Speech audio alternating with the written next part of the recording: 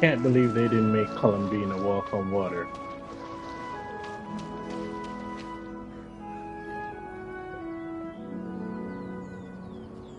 Xiao! Cloud Retainer! Meta Ping! We're here! Any news on Zhongli? Wait, are we missing 2 Adepti? Well, Shenyun banned Mountain Shaper from Mount Outsong for 3 days. Oh, then what about Mooncarver? The scheme to plant mint in one's abode was one those 2 fools devised together? And when it comes to punishment, one does not discriminate. His banishment ends in 3 days as well. Wow, that's pretty harsh, Cloud Retainer. Let's get down to business. We have news of Rex Lapis. Huh? Isn't that... Yes, Rex Lapis's Geopillar. It descended from on high this morning. He must have sent it for a reason, but it does not respond to our touch. So, what does it mean? Is he in trouble? Not necessarily.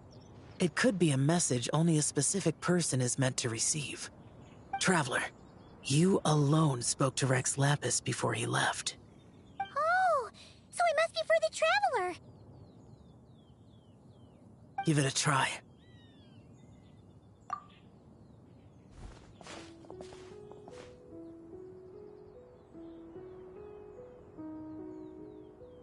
Come to the spring on Mount Qingse. I have left an entrance for you.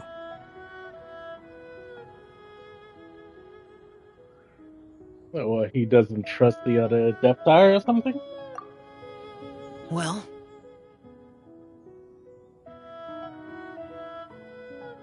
Just as one surmised, it seems that Rex Lapis will not countenance our involvement in this matter. That would not surprise me in the slightest.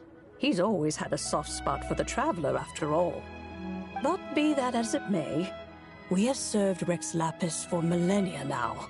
In other words, I'm sure this has nothing to do with favoritism. He's probably just trying to protect us. that's right.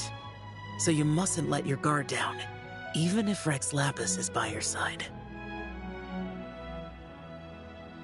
Alright, let's get going. We'll try not to keep you all waiting.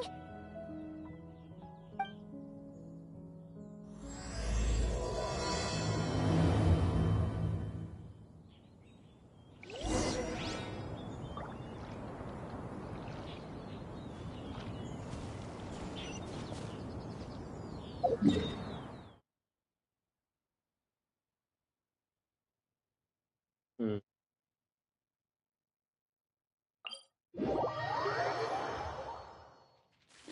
Oh! Stupid egg.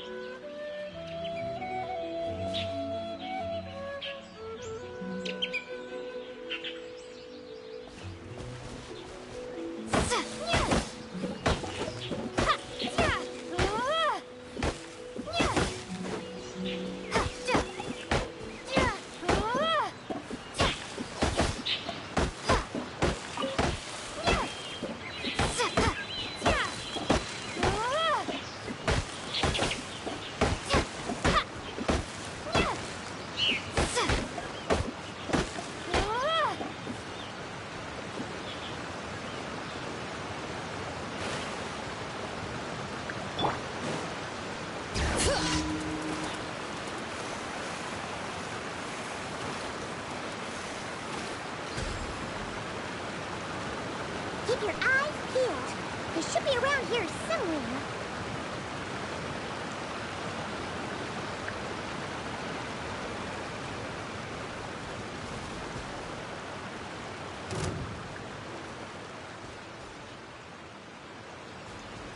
That tingle? That tingle? Wait. 3 moons converge. That tingle? Ah! That tingle? That tingle? Picked. And catch subject.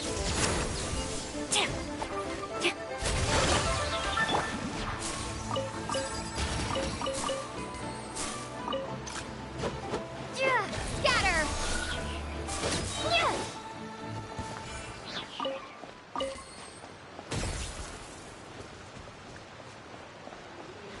Pardon me. Are you here to play with me? The more, the merrier. The Tui Harbinger stands before you. You dare attack me. Surge.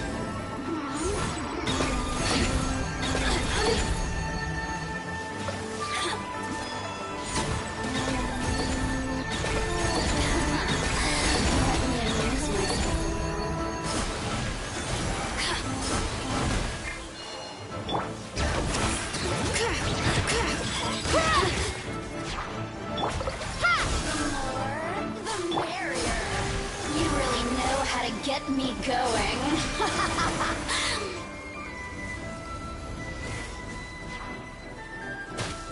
Wait. A moonlit light for all. Propagate! Forgive me. Just once more.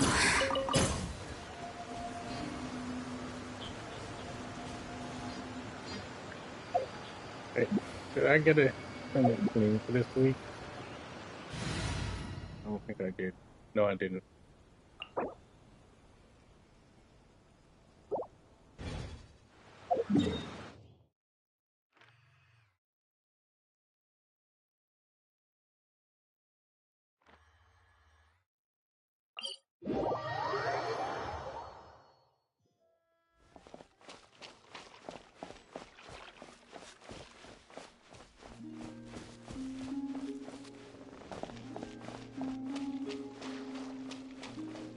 No, you think with the moon goddess there, it'd be automatic.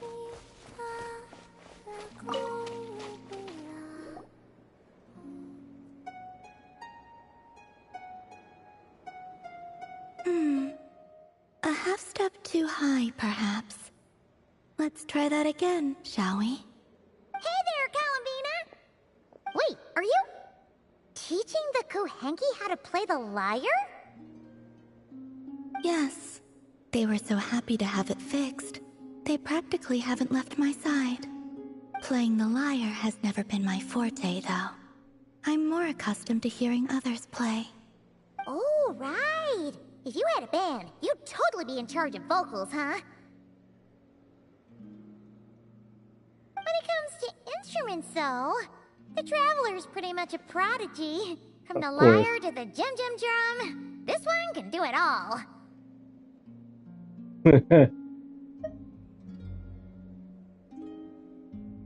Oh, is that so?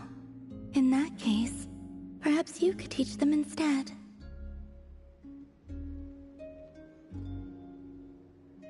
I was having them practice the song I usually sing. Perhaps you remember how it goes.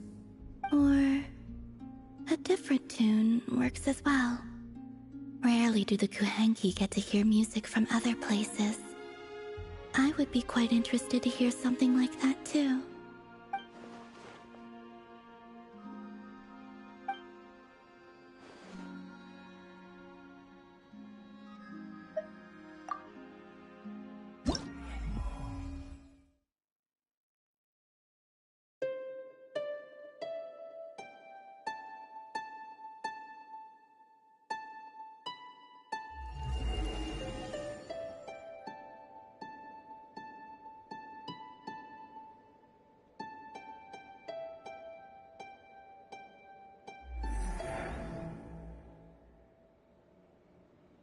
How curious. I have heard melodies like this before, but your playing lends a whole new dimension. Does it? Maybe because the traveler was channeling her emotional connection to that place. What's curious is that I feel as if I can picture the landscape just by listening to the melody. I wonder how the real thing compares to my imagination. You should just go see it someday. We can be your tour guides. Perhaps, if that day ever comes.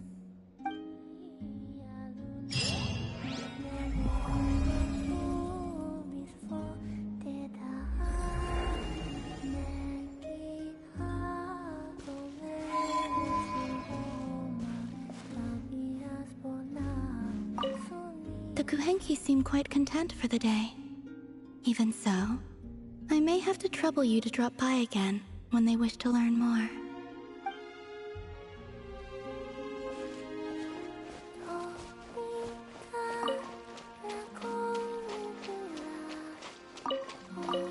Collected hundreds of these, and yet found a reason to use them. But I will not stop.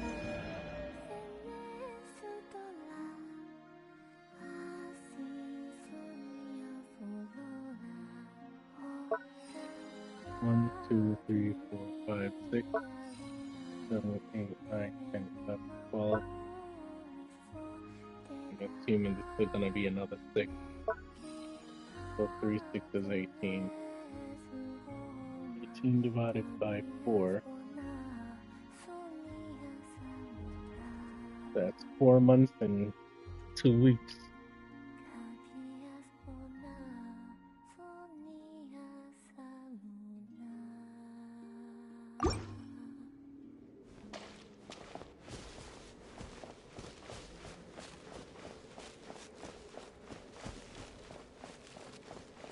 I'm raiding your hall of all your moonfall silver.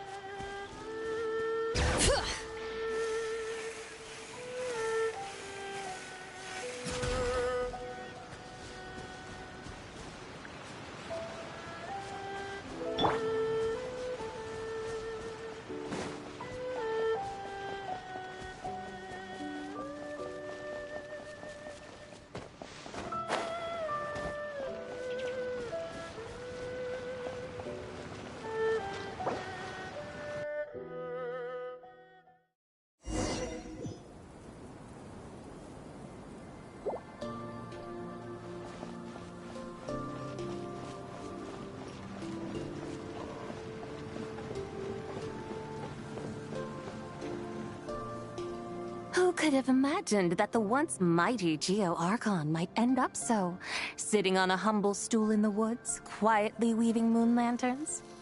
You really do look like an old man now. This is a Shao lantern, not a moon lantern.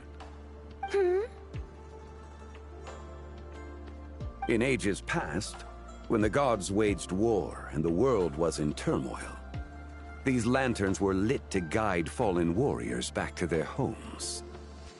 Had you tarried in the mortal realm for but a little while longer, you might have become quite accustomed to them.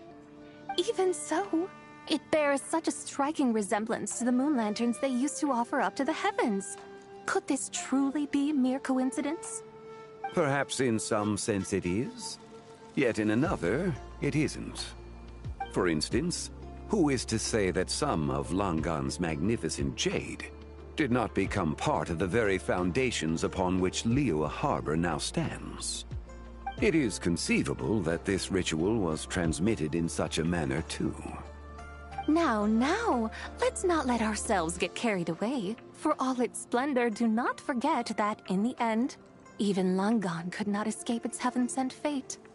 Alas, it is just a pity that the little creatures of this world may never again lift their eyes to the moon, even should misfortune befall them. But you, Geolord, now that you rule this realm, why take the trouble, not to mention the risk, to visit one who bears such profound guilt as I? Are you not afraid that you might be sullied by the curse of time that was laid upon me? There is no risk to speak of. At least, not in comparison to that which you took when you defied the heavens all that time ago. As I have stated, time and again, it was not I who defied the heavens. Geolord, the ancient affairs of Langan have nothing to do with me, for I am but one of her deadly selves, severed before her demise. My name is not Zebai, but Zichao. Surely you did not take us for one and the same, solely on the basis that we may all assume the form of white horses? Sorry to break it to you, but you seem to have found yourself the wrong white horse. Anyway, do tell me, what urgent matter brings you here? Very well, then. I have come to ask for Zebai's shade. Oh? So, the Geolord has set his sights upon Zebai's human soul. And what is it that you intend to do with it?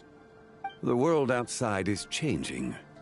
With the new moon's birth, the confines of the Shadow Moon are gradually disintegrating. In other words, the heavenly soul is set to return. Consequently, strange phenomena have manifested within Langan's former domain, leading to the earthly soul's reappearance as well.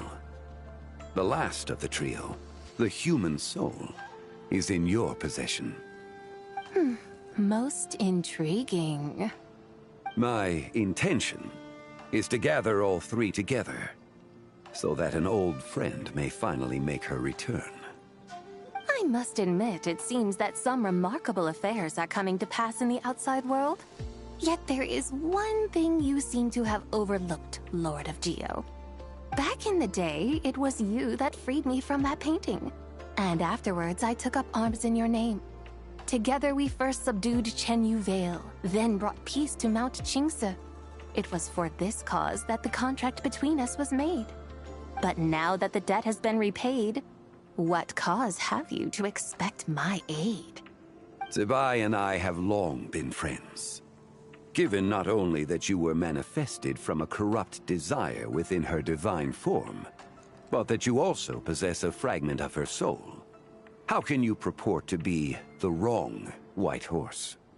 I think you'll find that we are now as separate and distinct as any two beings ever were. What once shone with radiant purity has long become dust. What you see is no longer what it was. Oh, great Lord of Geo.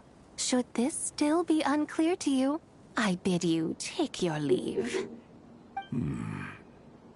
It seems that the fault lies in my own lack of consideration. As you wish. I shall let this matter rest. Wait! One moment, if you will. Should this not be your opportunity to propose a new contract? The part where you make me an offer I simply couldn't refuse?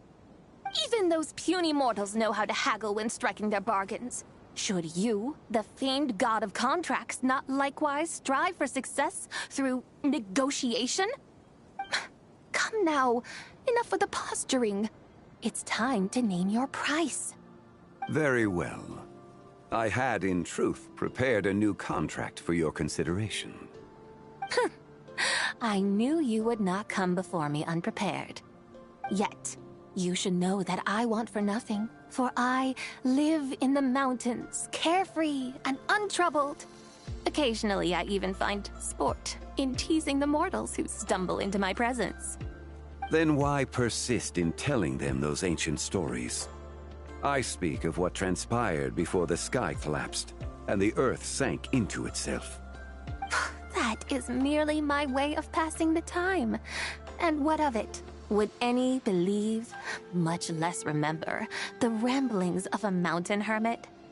Those tales have long since spread throughout the mortal realm. Who? Should my words prove insufficient, I invite you to see the world for yourself. To this end, I have found you a pair of trusty guides. The Lantern Rite is presently underway in Liyue, and should prove quite intriguing for you. So this, then, is the contract you have prepared for me? Indeed it is. Think of it as a contract for a one-day festive excursion. Surely you do not hope to offer this in exchange for Tsubai's shade. The foundation of my very existence for a little excursion seems a little steep, wouldn't you say? Why not see for yourself? You can always decide afterwards.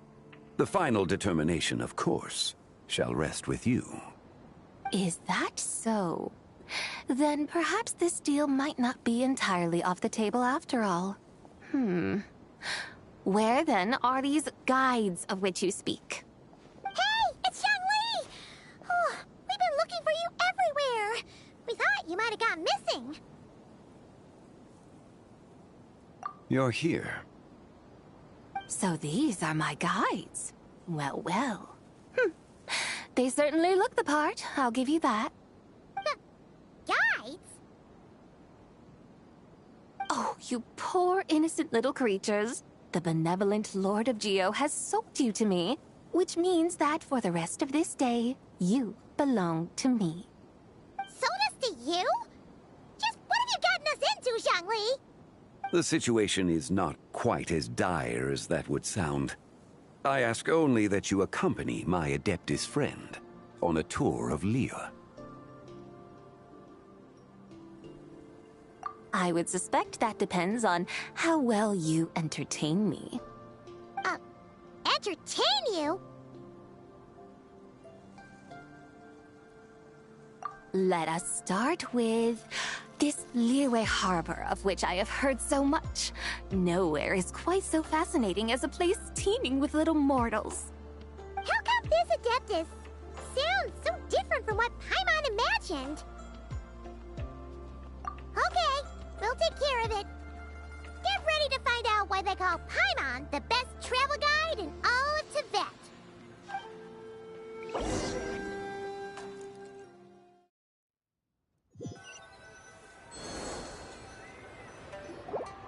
Look! We've arrived at Liyue Harbor!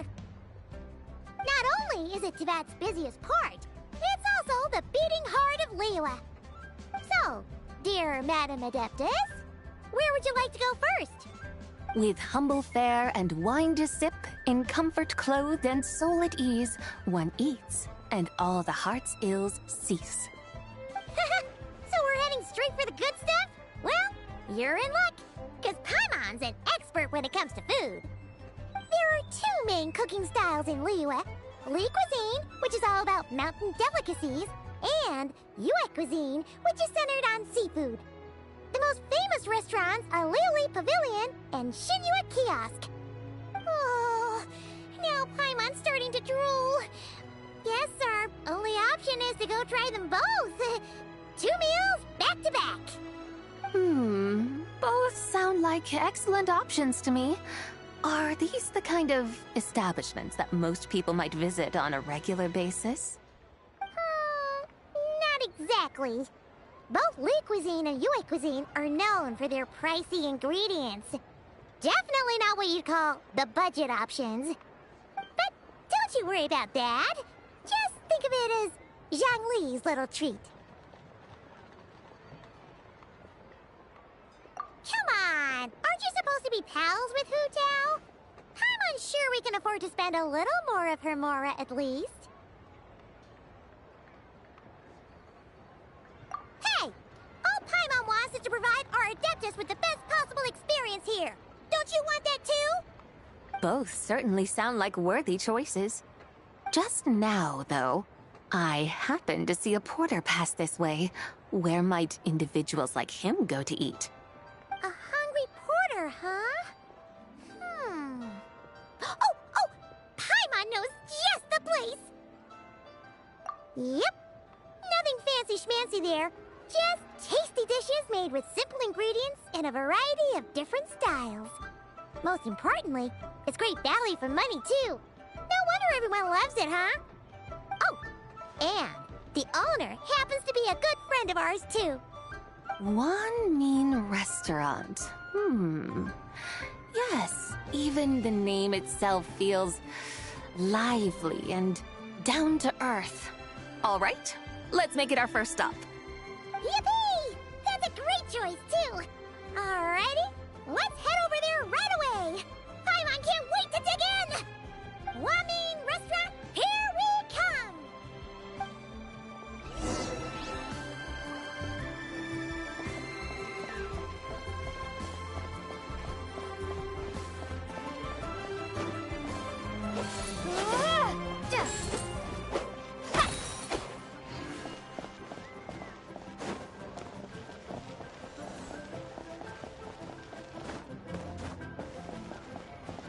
Senua Kiosk. Place to go for classic Yua dishes.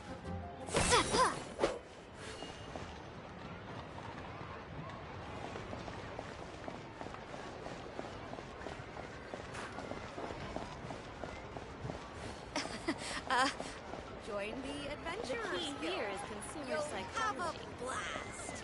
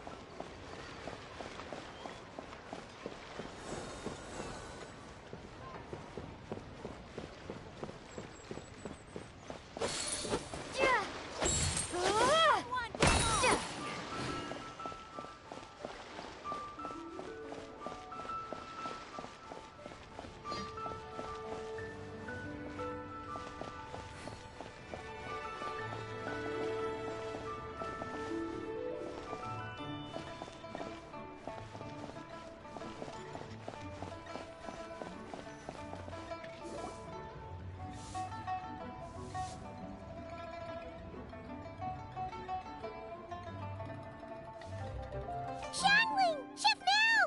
We're here! Oh, hello there. What a surprise to see you two. Welcome, welcome.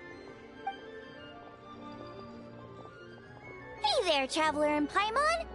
We're a little busy today, so grab a table while you still can.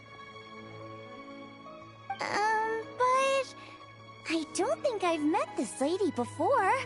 Is she a new friend? You could say that. Oh, I see. Well, hey there. A friend of the Traveler's a friend of mine, too. Don't worry, we'll take good care of you. Just order whatever you want, it's on the house. By the way, I'm Xiangling. I cook here at Wanmin Restaurant. What's your name? Miss Xiangling, have you ever heard of the White Horse Adeptus? Of course. What about her? I am her, and she is me. Huh? You mean you're an Adeptus? Oh, you young'uns crack me up. Come on, Xiangling. You've got to keep up with the times. Haven't you heard of cosplay? It's like a role-playing game where you dress up as famous characters and pretend to be them. Seriously, it's all the rage, and it looks like this young lady is quite the expert. Your friends sure keep their fingers on the pulse, huh, Traveler? Wow, Dad. Didn't know you were so tuned in. But how come I haven't heard about it? You gotta listen to our customers. Didn't I tell you to spend less time chasing after wild vegetables and more time making friends? You're even more out of touch than I am. Hey, I like making friends too. Isn't that what I'm doing right now? Anyway, even if it is just a costume, is it alright if I still call you White Horse Adeptus?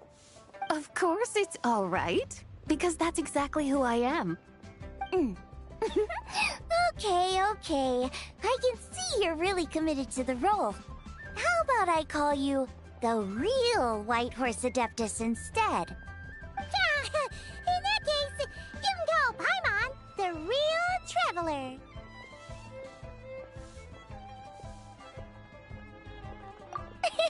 Yeah, right. You could have at least switched outfits. Puny mortals. Nevertheless, I suppose it might be amusing to indulge in your little charade for a while at least. All right, go grab yourselves a table. I'll come take your order in a bit.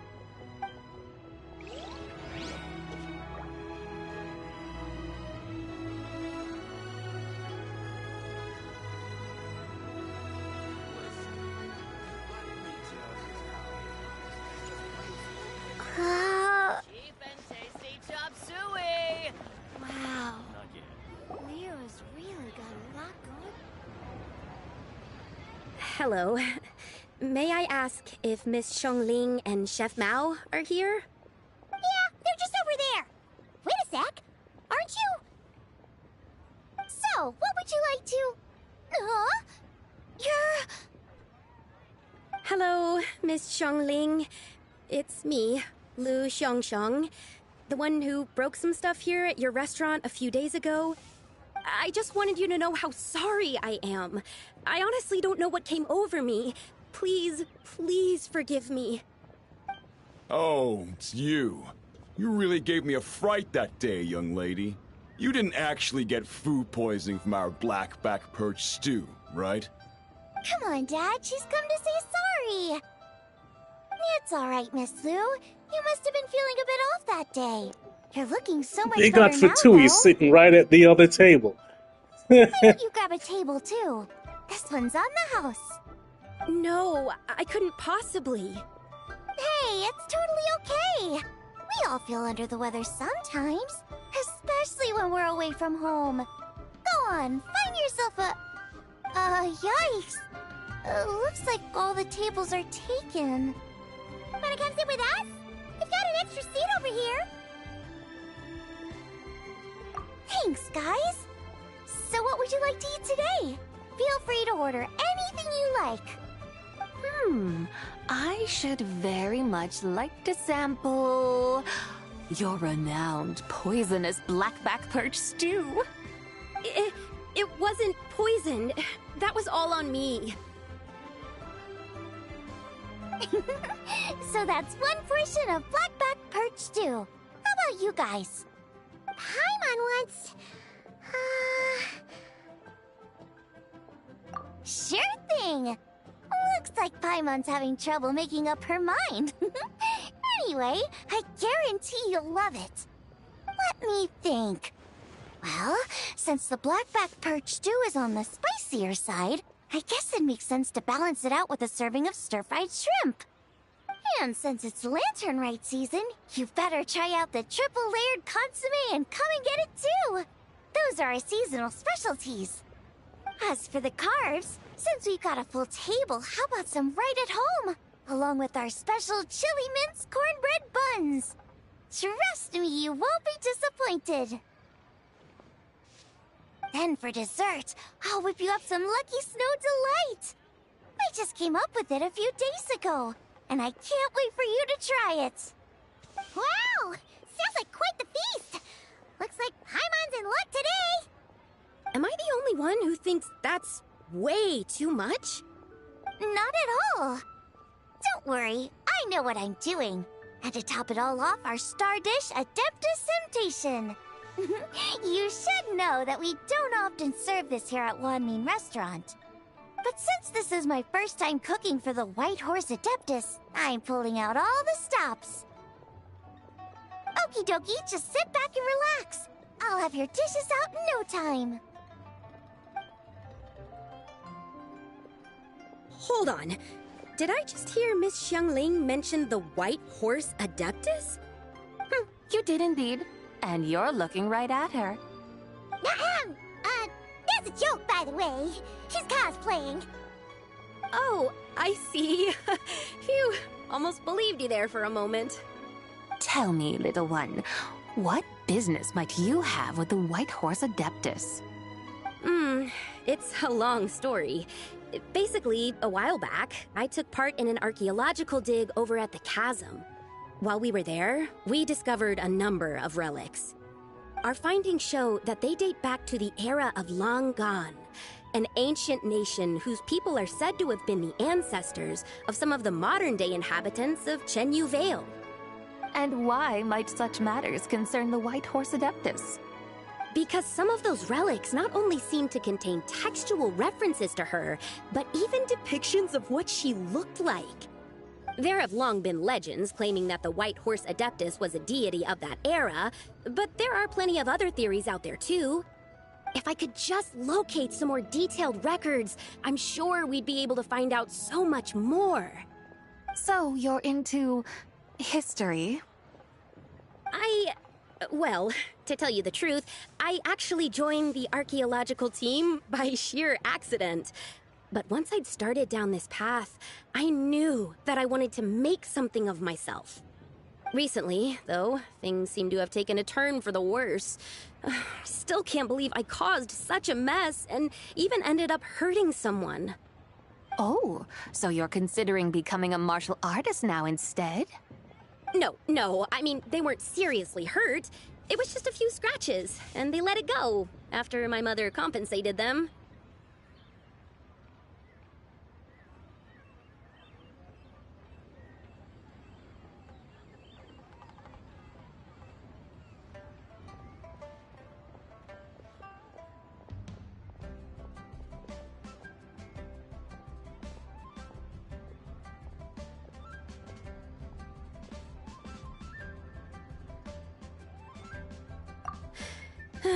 Either way, my career's pretty much over.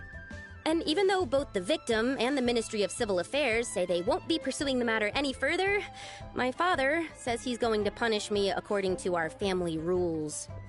But family rules? Yeah, he's decided to ground me. I'll have to return to Chaoying Village after Lantern Rite, and goodness knows when I'll be allowed to leave again. Wow, that's harsh. Sounds like the kind of thing only rich, super traditional parents would do. We're not exactly rich, though. All we own are a few tea fields in Chaoying Village and a guest house in Liyue Harbor. A guest house? It isn't Baiju Guest House by any chance?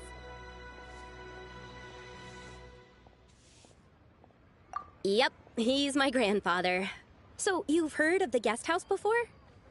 Small world, huh? Come to think of it, didn't Boss Fu mention something about hoping that the White Horse Adeptus would show up and let her divine power be known? Sure, but Paimon's guessing this wasn't exactly what he had in mind. Little one, it sounds to me that your family is rather well off after all. What then drew you to archaeology? Why subject yourself to such unnecessary hardships? Even if I stayed at home, there's no guarantee I'd lead a nice, easy life. Just look at my father. Recently, my grandfather put him in charge of the guest house, and he came up with a bunch of ideas right away, starting with changing its name. That didn't turn out well, though.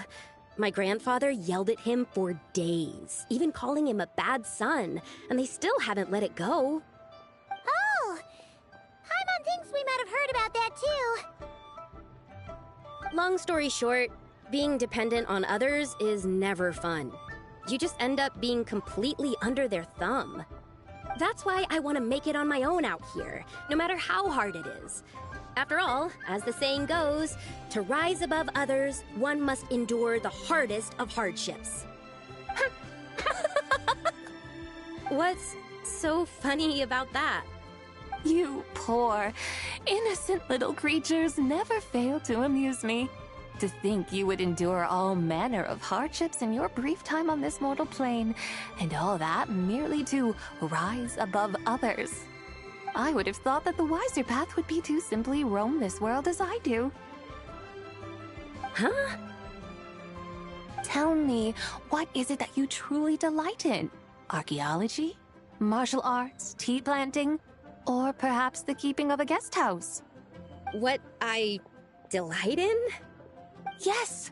Surely there must be something you don't find quite so exhausting. Whatever delights you should not feel like a burden. But do things like that really exist? Of course! Take Miss Xiangling, for instance. I defy you to detect even a hint of hardship on her face when she wields her walking spatula.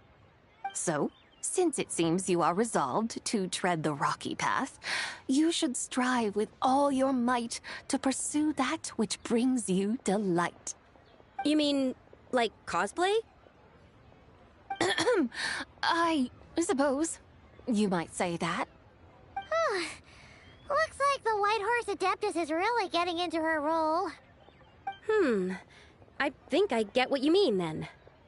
Maybe I should have a chat with Miss Xiangling before I head home. Okay, everyone. Sorry to keep you waiting. Here's your food. Wow. It all smells so good. Oh, finally! I get to try that famous poisonous stew. Hey! Didn't you hear what Shang said? It wasn't the stew. If anyone's to blame, it's that other you. What's up?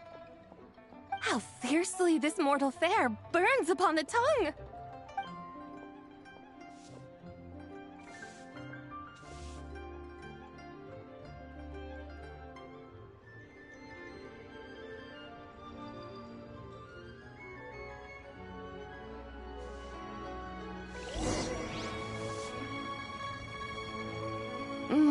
Most satisfying as poisonous stews go. So, where to now? Time, I think, to seek out some diversion? Oh, there's plenty of entertainment options in Liyue. Paimon will tell you that. The locals like to drink tea, walk their pets, play chess, watch operas, attend storytelling performances. Storytelling performances? You know, like listening to people telling stories. They're usually based on old Liyue legends, just like their operas. Stuff like the Divine Damsel of Devastation, Through the Eyes of a Dragon, or the Sanctification of Tao Do. What about the story of the bright moon that sits in the sky above us? Paimon doesn't think she's heard that one. Still, the moon does come up quite a lot. It's even in the name itself. The Yue in Liyue actually means moon. Since we're on the subject, you like telling stories yourself, right? Why don't we go check it out? In that case, I'll have to trouble the two of you to lead the way. Awesome! Let's go! Third round knockout, here we come!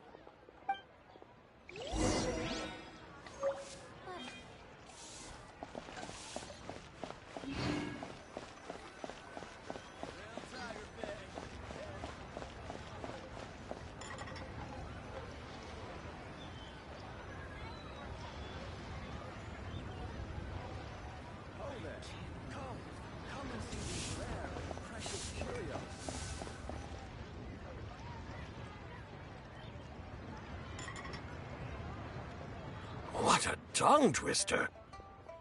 I'd have made a complete fool of myself if I tried to say it on stage without practicing it first. Huh. Call yourself Iron Tongue, Tien. Wobbly Tongue, Tien, more like.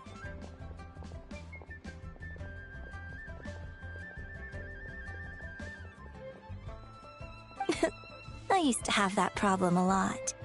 But if you just take your time to grasp the meaning and commit it to memory, you'll be able to say it smoothly in no time. You're right, Miss Yoon. I'll give it another try. Hey, Yunchin! Fancy seeing you here! What are you two talking about? Ah, Traveler and Paimon, we meet again. And who, may I ask, is this? You may call me the White Horse Adeptus. The White Horse Adeptus? She's not really an Adeptus.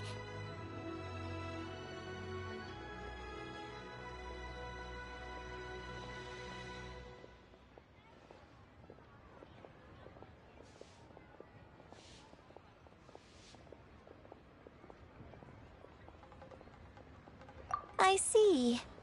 Well, it certainly looks like a lot of fun. Oh, funny you mention it. This type of thing is actually something I'm quite familiar with. Once, to perform Through the Eyes of a Dragon, I decided to imagine that I was Rex Lapis himself. It was the only way to truly inhabit his mindset and understand his resolve to quell those demons. Sounds like you just wanted an excuse to feel all big and powerful. Hey, that's... You just don't understand how inspiration works. You're one to talk. Paimon's traveled all over with the Traveler, and she's seen things that would make your jaw drop. All right, then. Since you claim to be so knowledgeable, why don't you prove it by reciting an ancient poem? An ancient poem? Which one?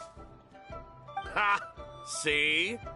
You mean to tell me you've never even heard of the ancient poem called An Ancient Poem?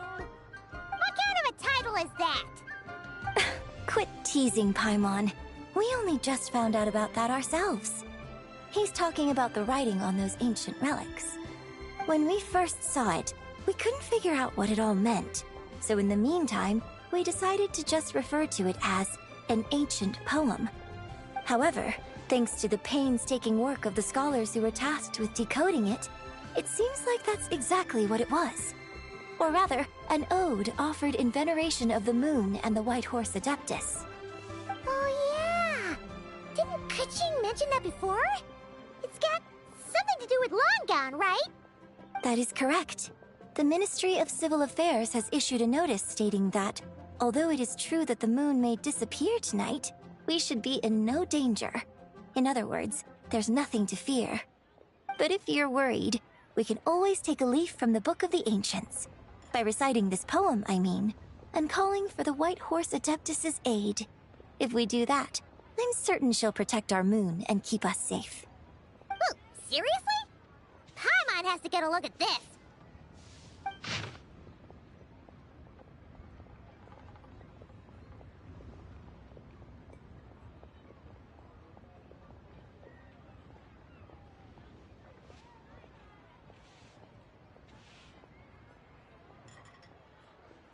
Under moon eternal in radiant night, a maiden grants silk, soft and light?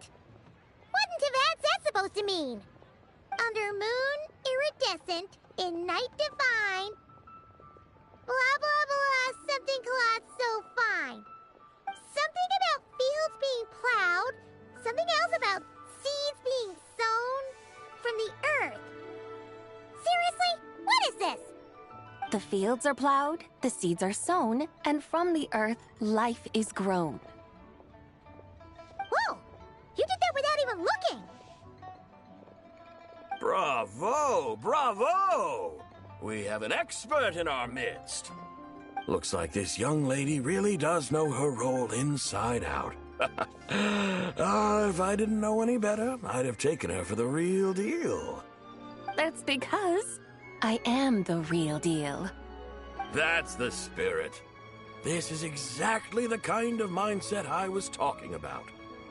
Behold, mortals, I am none other than the indomitable Rex Lapis himself. Kneel before my godly splendor. Believe me, young lady, I know exactly why you do it. Back in the day, I was just like you. I must say you are rather amusing as mortals go. Miss White Horse Adeptus, it is a great pleasure to make your acquaintance today. I have some questions regarding the poem, and I was wondering, perhaps, if you might be able to shed some light on it? You want me to explain the full meaning of its verses? Your guidance would be much appreciated. Fascinating. Tell me, do all the people of Liyue still express such reverence for the ancient ways? Well, it's true that we hold a deep fondness for our history, but it is hardly our only pursuit. One of my good friends, for instance, is even more devoted to the modern Fontanian art of rock and roll. Exactly! And don't forget, Great practitioners of the role-playing arts walk among us, too. People like me and you, young lady. Yes. So rather than placing too much emphasis on our reverence for the ancient ways, it might be better to say that here in Liyue, 100 passions bloom, each with a voice of its own. I see. Then, I suppose it wouldn't do any harm for me to enlighten you. In truth, it is but a simple poem of blessings. Its meaning is this. As the eternal moon rises in the night sky, a maiden adorned with lustrous jade descends upon the earth. She blesses the kudzu vines and mulberry leaves, so that they may be used to make coarse cloth that is nevertheless soft, light, and comfortable to wear. As the iridescent moon rises in the night sky, a maiden adorned with lustrous jade descends upon the earth. She blesses the kudzu vines and hemp, so that they may be used to make fine, luxurious cloth. As the frost moon rises in the night sky, a maiden adorned with lustrous jade descends upon the earth. She blesses the mugwort and artemisia, so that they may be perfect for divination. So she really did come down from the moon? She shows the people how to use the plow and spade to purge the land of weeds, till the soil, and heap up the earth to make it fertile. Then with the hoe, she teaches them to sow their grain, bestowing the promise of life upon every seed. She blesses the millet and the beans, ensuring that their stalks and vines stretch forth without end. She graces the wheat and the rice, so that their heavy heads are filled with plump, glistening grain. Sounds like she's a real pro at all this farming stuff. The fruits of the field are harvested and brewed into sacred wine for honored guests. This we reverently present to the divine maiden, with every ceremonial step flawlessly observed, so that she may witness the depth of our piety and respect. Oh, divine maiden, how can your graceful presence in the sky not seem like that of a fairy descending from the heavens? Oh, divine maiden, how does your pure and radiant form not resemble the guardian spirit of our land? I send my heart's desire, ascending to the heavens, beseeching you to grant us good fortune and blessings in the coming year. Huh? So, that's what it's supposed to mean? I find myself speechless. Moved beyond the power of words to convey. Oh, young lady. You have shown me the heights to which a true role player might aspire. A truly remarkable performance. I did not anticipate that anyone could unravel this poem with such depth and clarity, and so soon after the Ministry of Civil Affairs noticed, too. I'd even begun to consider myself somewhat versed in the matter, but as they say, there's always someone more knowledgeable out there. Allow me to extend my thanks to you, Miss Whitehorse Adeptus. You are far too humble, young one. I must confess, it is I who have been surprised, not only by you, but also by this Liyue harbor of the present day. Ah, so you're not from Liyue. And what, may I ask, has surprised you about it? Oh, it's nothing really. Just some old memories scattered here and there. Very well, my guides. I suppose it is time we set forth on the next part of our excursion. I'd like to go see that wharf now.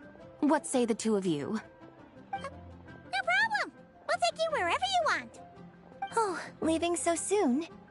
Before you go, allow me to introduce myself.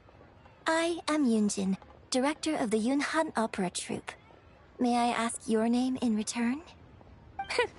My own name is scarcely worth mentioning, but since you asked, perhaps I'll tell you the title of that poem instead. Huh? So, it isn't actually called an ancient poem? Of course not. Its real title is Odes of Long Zabai. Odes of Long Zabai. All right then, until we meet again.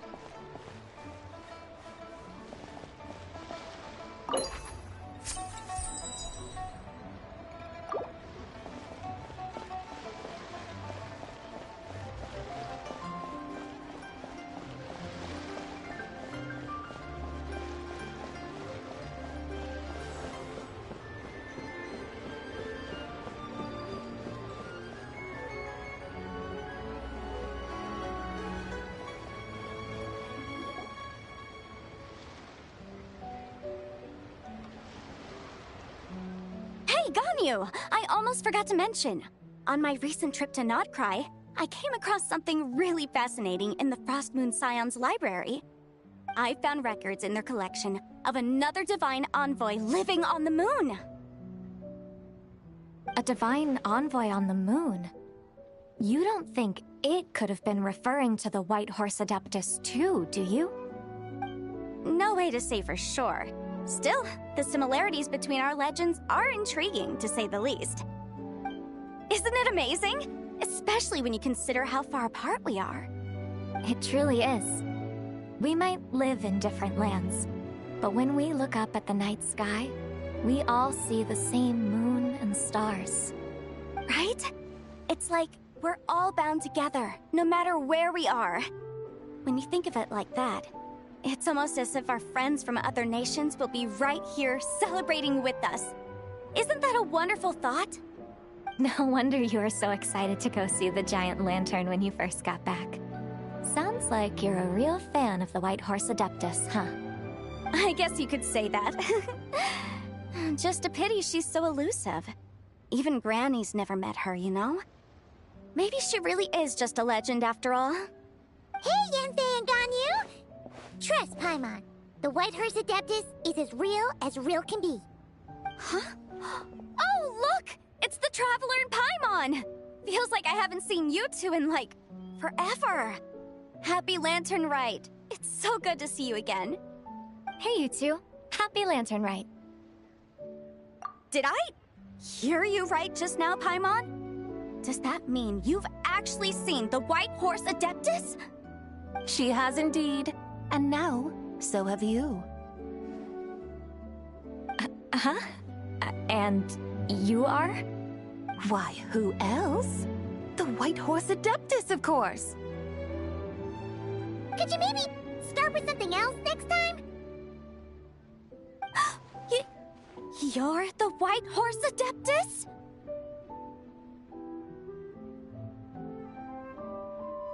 That's right! Allow Paimon to introduce you to our new friend, Zichao. She's been low-key obsessed with cosplaying the White Horse Adeptus ever since we met her. I see. Well then, greetings, Miss Zichao. My name is Yanfei, and recently I've been low-key obsessed with learning everything I can about the White Horse Adeptus. I'm sure the two of you will get along like a house on fire. Oh, and by the way, I'm Ganyu. So, Miss Zichao, you must be here to see the giant lantern too, right? Hmm? A horse-shaped Zhao lantern? Is that what I think it is? That's right! A lantern made to honor the White Horse Adeptus herself. Isn't it gorgeous? Huh? What are you laughing at? Both the lantern and myself. What do you mean? Oh, this lantern truly is an artistic masterpiece. But tell me this, have any of you ever seen a horse before? Come to think of it, Paimon can't remember ever actually seeing one herself. What about you, Traveler?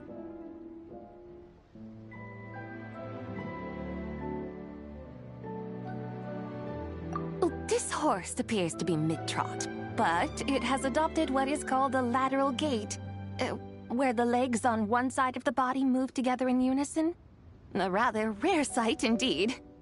Just now, I suddenly pictured myself, I mean, the White Horse Adeptus running the same way. The image was so absurd, I could barely contain my mirth. Oh, really? I never knew that. You learn something every day, huh? Oh, come on! It's basically a giant piece of fan art! Who cares if it's different than the original?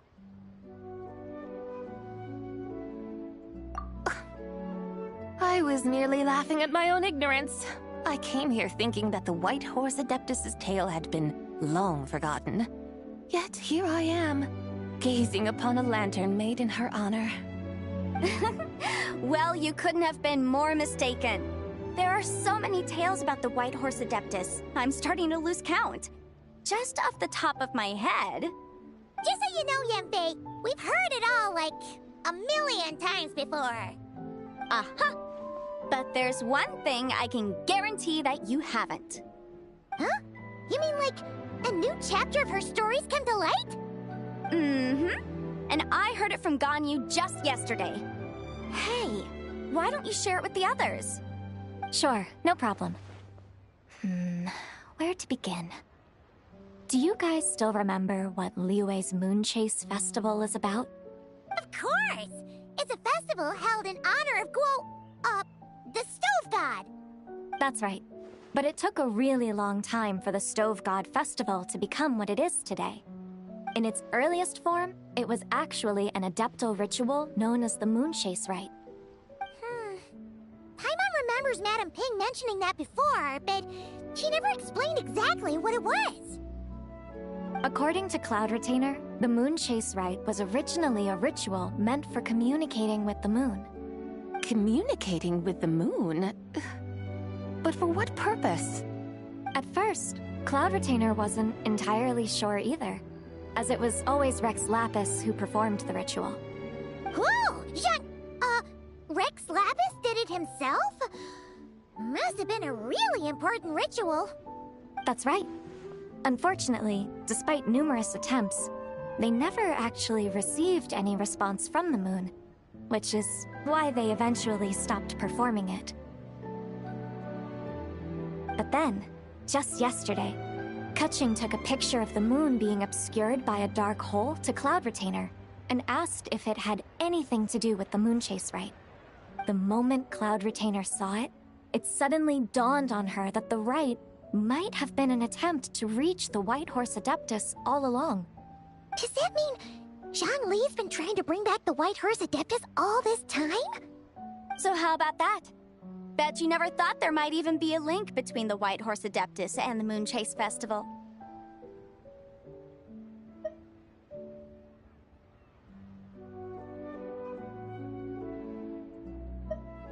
If Keqing hadn't taken that picture to Cloud Retainer, we would never have known any of this. This is probably what Keqing was referring to that day when she mentioned there were some ideas she wanted to follow up on.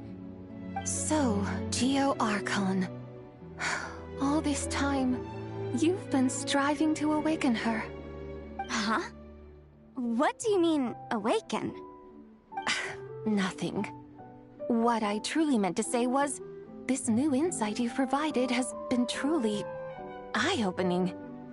Oh, by the way, my trusty guides, I've been meaning to ask, where in Liyue Harbor might one enjoy an expansive scenic view? Huh? We're off to the next stop already? But Paimon's barely done digesting that lore bomb just now. All the more reason to find the right spot to let it sink in. Oh, so that's what you're up to. A tour of Liyue Harbor? In that case, if you're looking for a spot with a panoramic view, I'd recommend Yujing Terrace. That's a great idea. Since the terrace is on higher ground, the sea view from up there's so much better. Great! Well, the lantern rite's about to start, so we should get back to Granny's now. Hope to see you all at the festival tonight. Oh, you're off too? All right then. See you both soon. See you soon.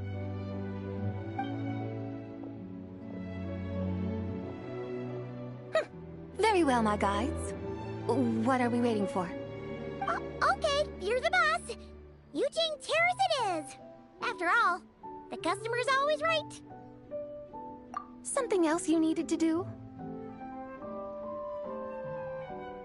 Oh, Paimon likes that idea. And what, may I ask, is a photo? It's this awesome invention that lets you record moments in the blink of an eye. Except, you've gotta try not to actually blink. Oh? What must I do in preparation, then? Nothing. All you gotta do is choose a pose. The Traveler will handle everything else.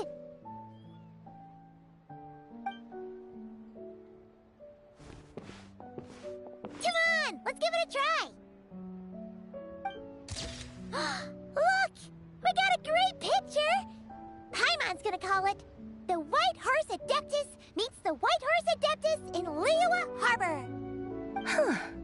They've even discovered a way to preserve moments in time. Now I truly am curious to witness what else these mortals might accomplish. Very well, let us proceed. Eugene Terrace lies in that direction, does it not? Hey, wait for us!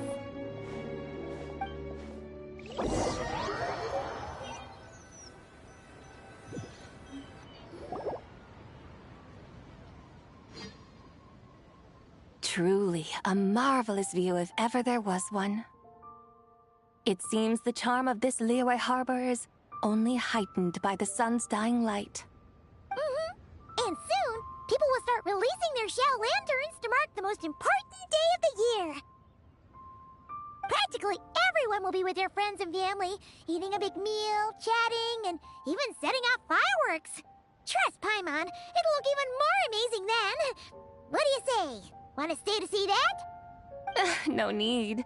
Let us bring this weary day to a close. Weary day? You mean you didn't enjoy your tour? I had imagined you would arrange for me to witness some grand spectacle. Perhaps the descent of divine beings, the manifestation of the sacred before mortal eyes, or the appearance of a selfless hero come to aid the helpless and downtrodden. Or, should that not come to pass, then at the very least, spend a little more coin. For that, it seems, is how one finds true enjoyment. Alas, but there was none of these. Instead, we merely filled our bellies, listened to tales, and gazed upon a crude imitation of my likeness. And now the sun begins its descent. What a day of quiet tedium. Well, we're so sorry. If we'd known that was what you wanted, we'd have done it all differently. It's all that Zhang Li's fault for not making the customer's requirements clear. Well, it's too late now. Do you still believe I would part with that soul fragment, now so intertwined with my very being? But...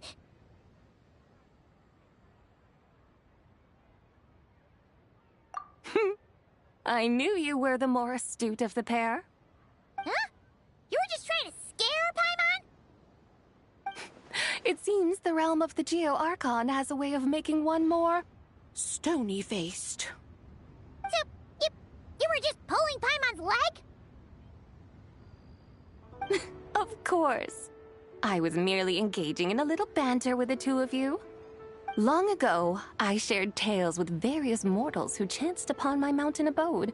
Never did I imagine that those stories would endure. It seems I greatly underestimated them. Perhaps, as your Geolord said, a few pieces of ancient Langan's magnificent jade have truly become part of the very foundation of this land. So, you've decided to help us? Again, that goes without saying. I made up my mind some time ago now. When I beheld a rather intriguing scene as I set foot in this city, I saw porters passing through the alleys, setting down heavy wooden crates from their weary shoulders, peddlers pushing carts as the kites and lanterns upon them rustled gently in the breeze. I saw cooks cooking, actors acting, scholars reading, soldiers marching, children playing, elders resting, officials officiating, and the common folk absorbed in this or that, reveling in the simple joys of life. Some, it seems, have already found that which stirs their hearts, while others continue to fret, troubled by uncertain futures.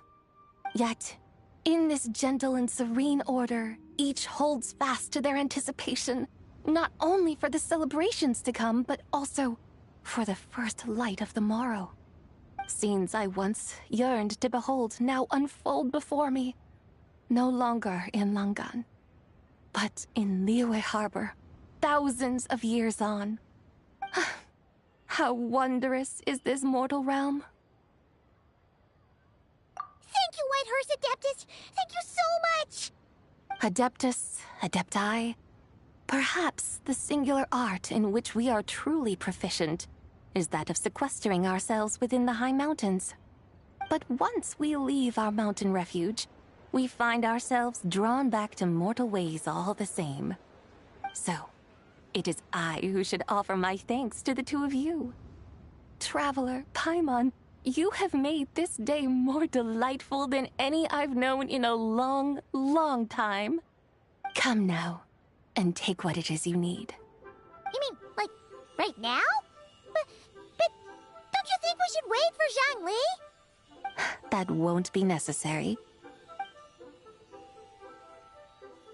All things shall meet again in their time, for the waters know no rest, and the flowers their appointed season. One need not fear that life is but a journey of goodbyes.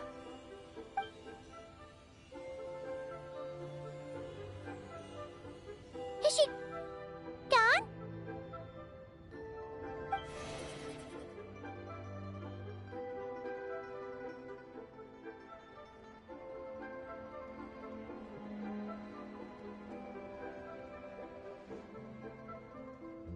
Yes, she's gone. A deadly self is formed from the body's impure vapors, so naturally it cannot survive long in this world. Had it not been sustained by the remnant of Zibai's soul, it would have faded away a long time past. Now that the remnant is gone, it has severed its ties to the mortal world. Zhangli! When did you get here? A while ago. Paimon would have thought you'd at least want to say goodbye. Though mountains endure, the ceaseless waters will, at last, wear away their sharp edges. Thus must I meet the marks wrought upon her by the ruler of time with great caution.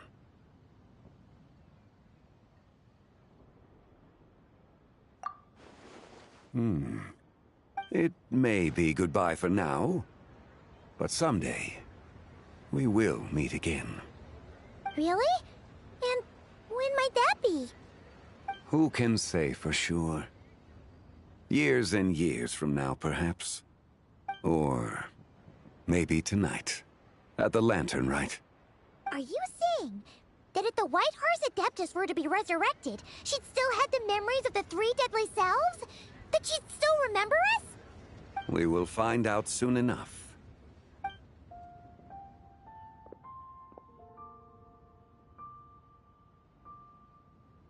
It is time. The rite is about to begin.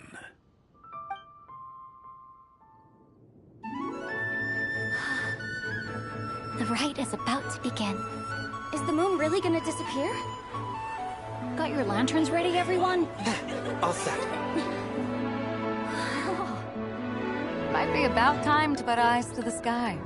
Wouldn't you say, Tianchuan? Look!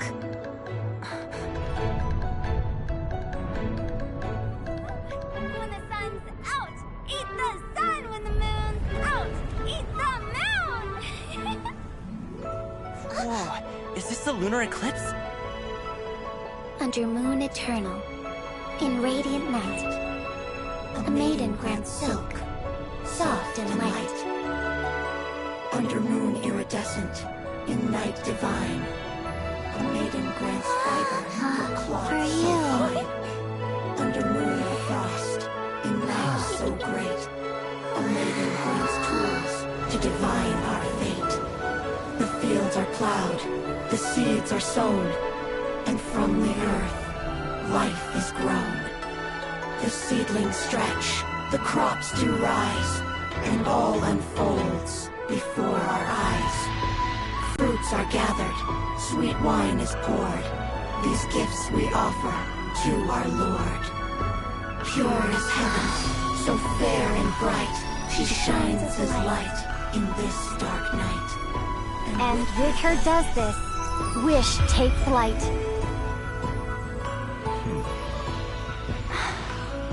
Devoted soul, scattered and unbound. Let this lantern guide you home. By its light be found.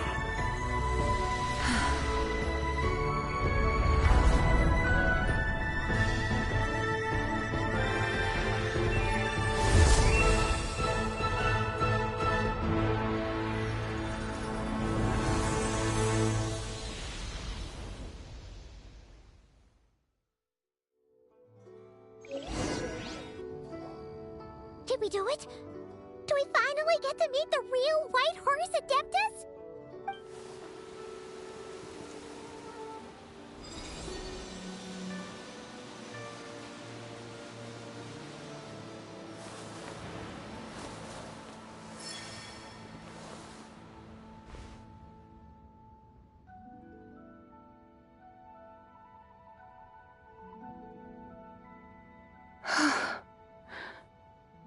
This place. Where am I? A familiar land, now known by the name of Liyue. Liyue? The peaks adorn the clouded moon. Then, who might you be? Oh no! She seems to have lost all her memories after all. And those countless lights in the sky. What are they? These lights, each like a dwelling in glad accord, usher in this day of joyous rebirth. And whose rebirth might that be? That of my old friend, Zibai. Zibai? Yeah, that's you! Don't you remember anything at all? That's... me? Oh, yes. The envoy of the Lunar Palace. My name is Zibai, indeed. Then you must be... the Lord of Geo, Heaven's Star. Many years have passed since we last saw one another. Zibai, my friend. Welcome home. Home? But why does this place, this Liyue, feel at once so strange, and yet so familiar? Who you are? Who are you? Ah, yes, I remember now. You are that treasure-hunting damsel, the one stricken by the poisonous fish stew. How goes your quest for treasure? You must have achieved both fame and fortune by now, I trust. Hey, you've got it all wrong! You're talking about Lu Xiangxiang. And how many times do we have to tell you? She wasn't poisoned! Sheesh! Hmm? But I could have sworn... Oh, that's right. You're that impudent blonde youngster who kept meddling in my affairs. And to think you even had the audacity to presume yourselves worthy of being... What was it again? Ah, yes, of being my guides. How very wonderful to see you again, my most faithful and beloved guides. I trust all has been well in my absence? Well, she finally got it right. But that sudden mood swing felt even weirder. It's like her head's packed full of slimes. It is possible that her cells have not yet settled. After all, they've only just been brought back together. It may be some time before she fully recovers. Huh? You mean, kinda like she's still half asleep? That I cannot say for certain. Perhaps a few days. Perhaps a few years. A few years? Mortal years are but a poor measure when divine beings tread the realm of dreams. Well, if you say so. Anyway, at least she's whole again, right? That already seems like a pretty good outcome to Paimon. Yes, there is little cause for worry. We need only wait and let time take its course. Say, what are those little creatures over there up to? Celebrating Lantern Rite, of course. And those lights up in the sky? Those are all Shao lanterns. This year, each and every one of them carries a little wish inside. Lantern Rite. Then, may I join in too? Of course! Why else do you think we've been running around like headless chickens these past few days? Tell you what, Traveler, why don't we take the White Horse Adeptus out to celebrate? Who knows? Maybe seeing some familiar faces might help her find her feet? Hey, Xiangli! You've got some time on your hands now, right? Why don't you come along with us? By no means a bad idea, Paimon. Oh, and Sabai, before Paimon forgets, when we meet the others later, remember to wish them a happy lantern rite. Happy, lantern rite? Happy Lantern Rite! Yes, happy lantern rite indeed. Well then, let's go!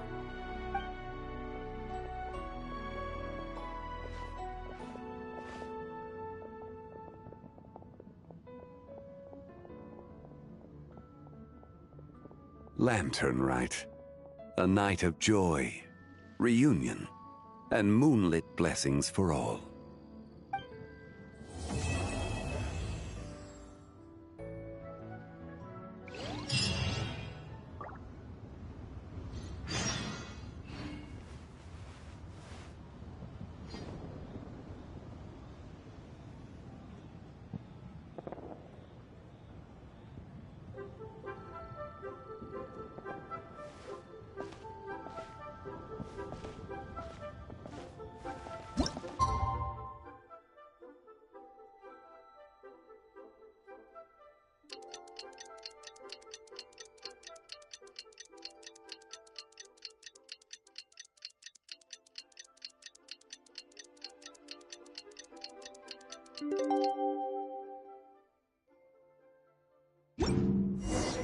Paimon wonders how the White Horse Adeptus is getting along. Maybe we should check in on her? We can ask Zhangli where she is.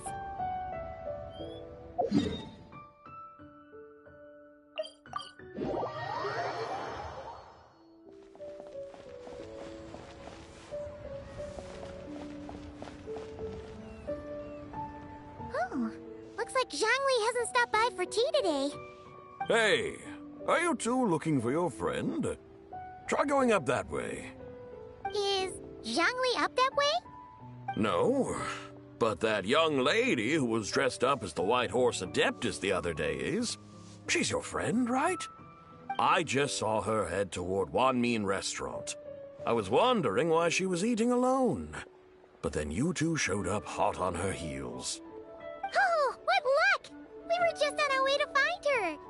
But what's she doing at Wanmin Restaurant? I have no idea. I said hello, but she completely ignored me. She couldn't have forgotten who I am, right? I mean, we're kindred spirits, aren't we? Maybe she's still half asleep, but her brain might be a little fuzzy. Oh, that makes sense. I was wondering why her eyes were so red. Her eyes were red? Oh, that doesn't sound good.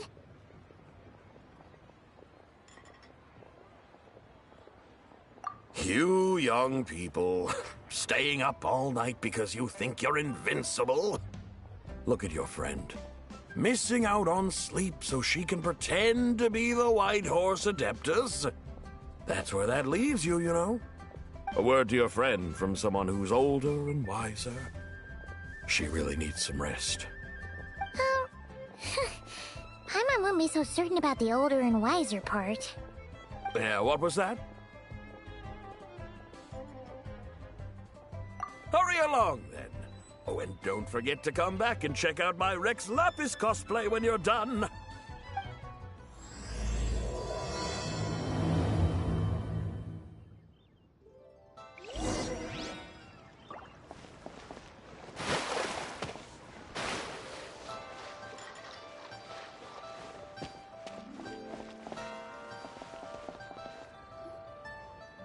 Where's the proprietor? Come out and see me at once!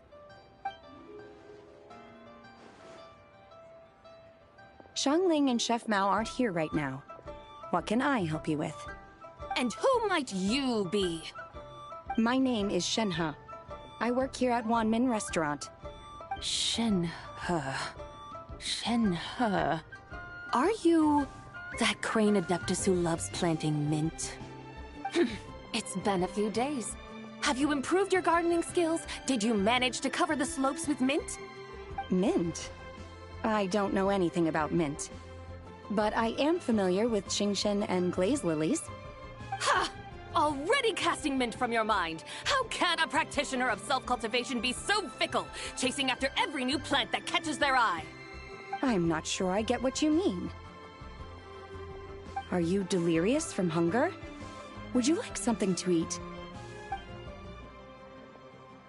Shenhe! Whitehorse, Zabai! So this is where everyone is! Traveler, Paimon. It's been a long time. Happy Lantern, Rite. Is this customer a friend of yours? Don't mind her, Shenhe. She's just a little cranky because, she didn't sleep well last night and she's only just woken up. Look how red her eyes are. I see. In that case, Miss Zabai, I have a tonic here infused with Qingshen. It's cool and soothing when applied to the eyes. Would you like to try a few drops? Stop right there! Who are you two noisy children? Hey! Have you forgotten about us already? Guides. Yes, I seem to recall something about some guides. Ah, yes, now I remember. What luck! I was just looking for someone to show me the way to Elong Wharf. Huh. Is she starting to come around? Someone requested my help in purchasing some tea leaves. I was informed they have discounted prices during the festival and that I shall get a good deal there. Tea leaves? This sounds like Zhongli's doing. He sure knows how to get people running errands for him. Your friend Rex Zhongli initially requested the most expensive tea, but then a young lady in a hexagram hat mentioned he'd burned through the Wangsheng funeral parlor's yearly expenses at an exhibition a few days ago. As such, he is only permitted to buy items that are discounted this month. Oh, that's his boss, Hu Tao. It's about time she realized the problem and put a stop to his spending sprees. Oh, I see. So that's why you're here. Unfortunately, Wanmin Restaurant doesn't sell tea leaves. If you're truly in need, I could gather some wild tea from the mountain slopes. You don't sell tea leaves? But I remember your boss, Miss Lu, saying that she owns tea fields. You really should get some rest. The person you're talking about isn't the boss of Wanmin Restaurant. She's just like you. She came here to eat. Is that so? Life really is full of surprises. What surprises? Your brain really is as gooey as a pack of slimes. Paimon can't believe Zhongli entrusted you with going all the way to Yilong Wharf and buying tea. That would be excellent, my dutiful guides. Ah, yes, Miss Crane. I apologize profusely for my improper behavior just now. Please forgive me. I completely understand. Master often says that the human body is like a mechanism in need of regular maintenance. When a person cannot rest at night, they are sure to become irritable and on edge. Miss Crane, you appear reasoned and compassionate on the surface, yet I sense dark forces churning within your spiritual core. Those red ropes you wear are what bind them, am I correct? Oh, you can sense that? Indeed.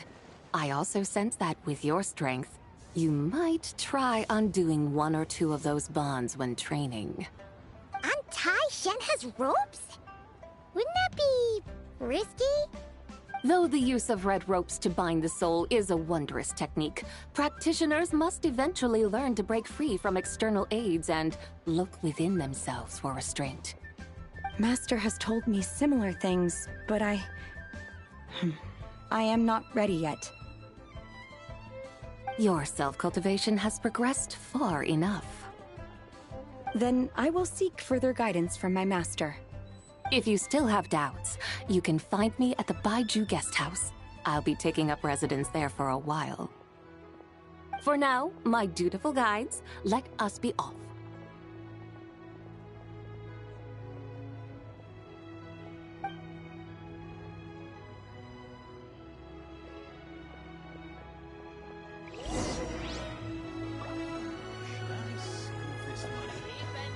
bestie.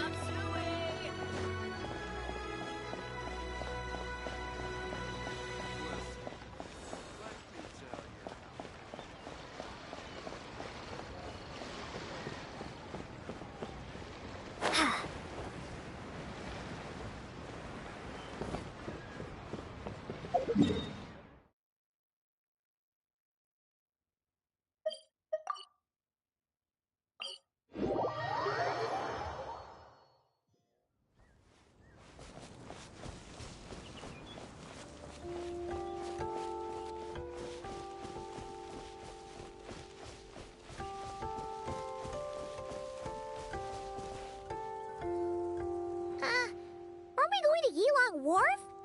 How do we end up on this mountain? Is that small town over there not Elong Wharf? I sense a familiar scent wafting through the air. You're right! Except for the smell part. Paimon doesn't smell anything. That is because this scent is the essence of jade, which can nourish the spirit. Oh, yeah! Shenyu Vale does have a lot of jade, but Paimon didn't think jade smelled like, you know, anything. Naturally, this has reminded me of something. Hmm? And what's that? A few simple tricks for mastering one's power.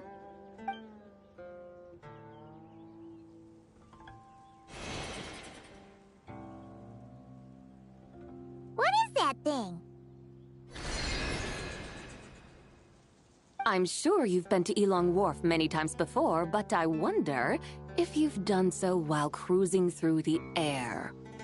You've been such dutiful, dedicated guides, so allow me to offer this fresh experience as recompense. Please step in.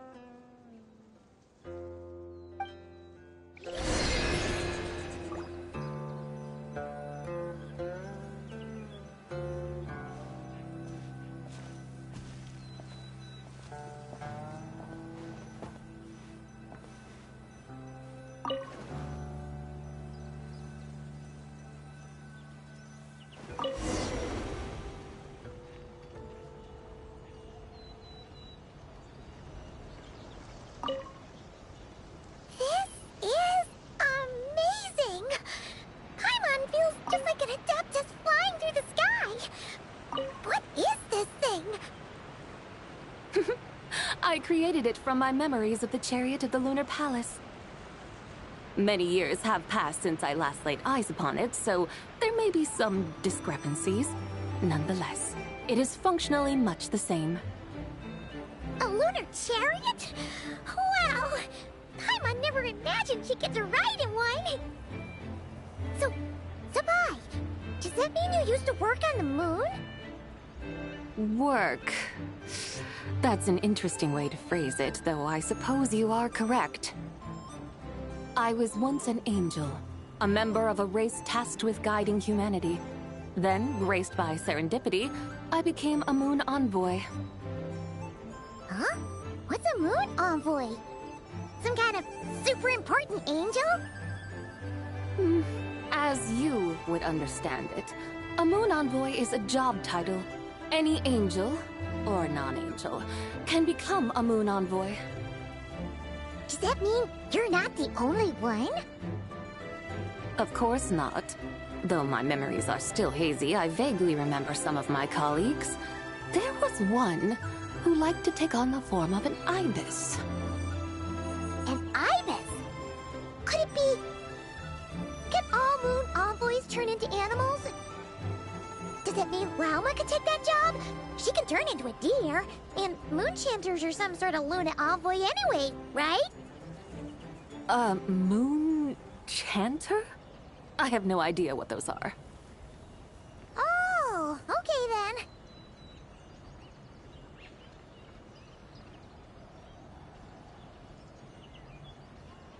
Look! Paimon thinks she saw a tea vendor over there! Very well. Let's take a look.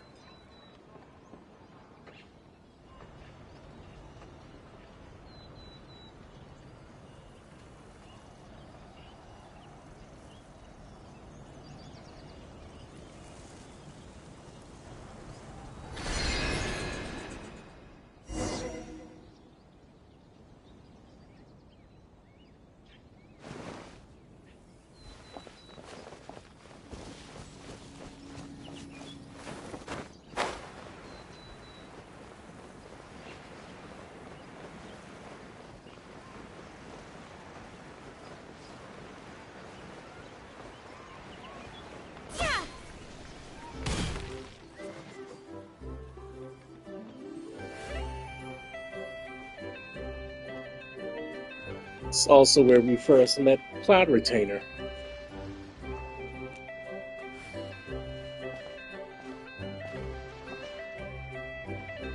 Welcome, please have a look around. We only sell teas of the finest quality sourced directly from Chaoying Village. Right now we're offering a special discount for Lantern Rite. Look over there! Discounted tea!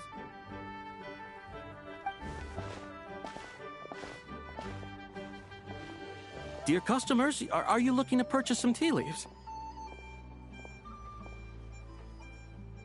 I can see from your bearing that you are no ordinary customers.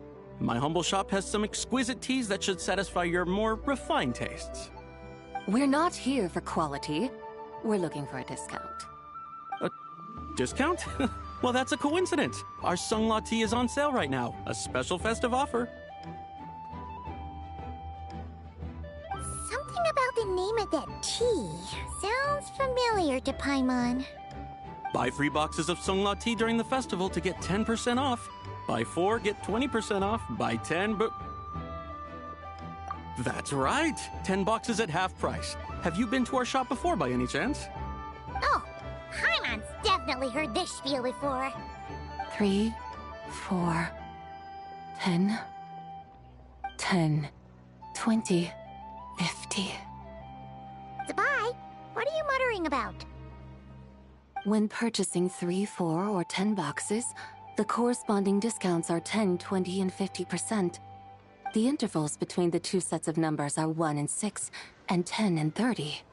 Look! Her eyes turned blue! That's gotta be a first! If the differences between intervals remain equal, the interval after 6 should be 6 plus the difference between 6 and 1, which is 11. Similarly, after 30, the next interval should be 50. Therefore, extrapolating upward, the next two numbers in each set should be 21 and 100. You're making Paimon's head spin! Those numbers, what do they mean? They mean that if we buy 21 boxes of Sungla tea, we should get a 100% discount! 100% discount? You mean we'll get them for free? Oh, there was a pattern to the discounts. Is that right? The pattern we speak of is mathematics, little one. A pattern that is always right. That's amazing! You're a shopping genius, Zabai.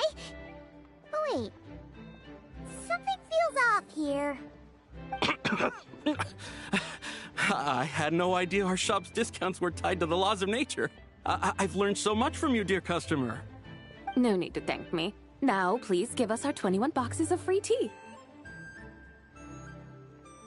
Wait! What's the matter? Paimon just realized what it is that's not right. It took you long enough. We got the short end of the stick! Think about it.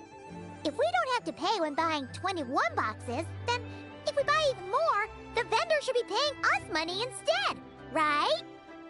Huh? Hey, Zabai, work this one out. If we buy 100 boxes, we'd make loads of money, wouldn't we? It stands to reason. Wait a moment, dear customers. Don't you think you're haggling a little too hard?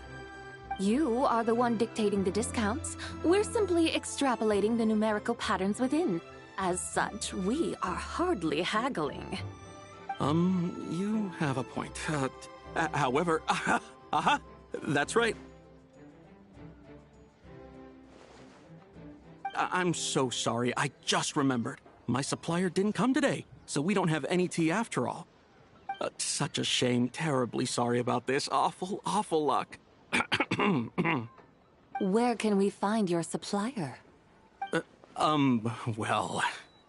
Not to fret. We'll save you the effort and go straight to the source ourselves. Well, you see, dear client, the supplier's discount isn't as generous as ours. You won't be able to get the same price from them. Huh? Does that mean they won't pay us for taking their tea? They might not even offer you a 100% discount. How very unfortunate. Nevertheless, as the original supplier, they must offer some sort of discount. Besides, we're not looking to make money. We just want a good deal. Well, that's great. My suppliers are all tea farmers from Chaoying Village. You can go ask around the village, but please don't say I sent you. Do not worry, we appreciate your generosity. Referring customers to your business partners, even choosing to remain anonymous, the demeanor of a true gentleman indeed. Your business will surely prosper. I hope you're right. Then let us head to Chaoying Village. Do you know the way, my guides? Of course! Just follow us!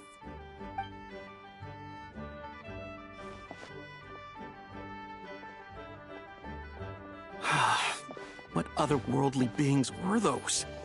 Thank the heavens I managed to send them on their way. I should hurry home and pray to the White Horse Adeptus. May she bless me such that I never encounter such customers again.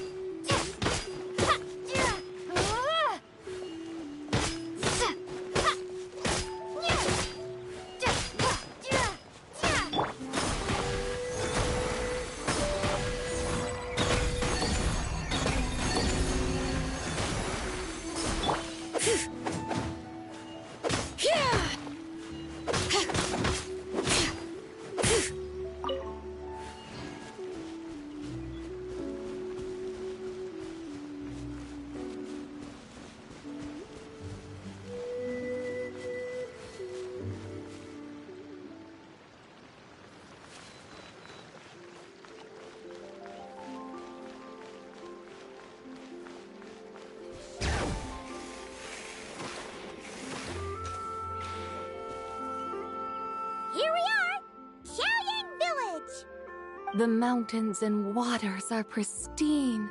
They embody the beauty of heaven and earth. It's a good-looking place, all right. But it's hard to enjoy the scenery when Paimon can't stop thinking about all that tea-buying Mora we're missing out on. Should fate dictate, Mora will find its way to you sooner or later. Well, Morak certainly finds us often enough. He even sought us out in person this lantern rite. For now, let's look around and see if any tea farmers are selling their crop. We'll be able to see more clearly from up high. Let's take to the sky and enjoy the beautiful scenery while we're at it.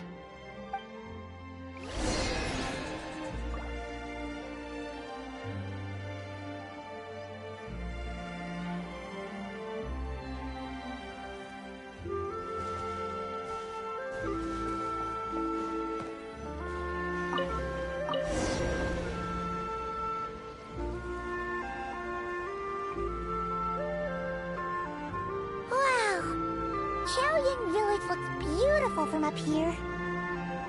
Indeed, the houses here are quite different from those in Liyue Harbor. They follow the natural contours of the mountains, forming unique, elegant structures. Yeah, it's super beautiful. The white walls and dark tiles frame the emerald waves of the terraced fields, while the curved eaves and tall gateways juxtapose each other with grace. It's almost too beautiful to be true. The crowing of roosters and barking of dogs, the calls of farmers working the fields, a vibrant pastoral chorus overflowing with earthly vitality. Yeah, it's incredibly beautiful, huh? Have you studied the linguistic arts by some chance? Huh? Your vocabulary for beauty seems rather constrained. Paimon knows how to say pretty as well. I see. Now then, let's take a look around and see if we can find any farmers selling tea.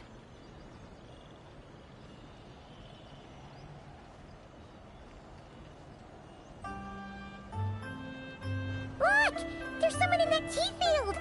And they look kind of familiar. Wait, is that Lu Xiangxiang? And who is that? Oh, you'll remember her once you see her up close. Hey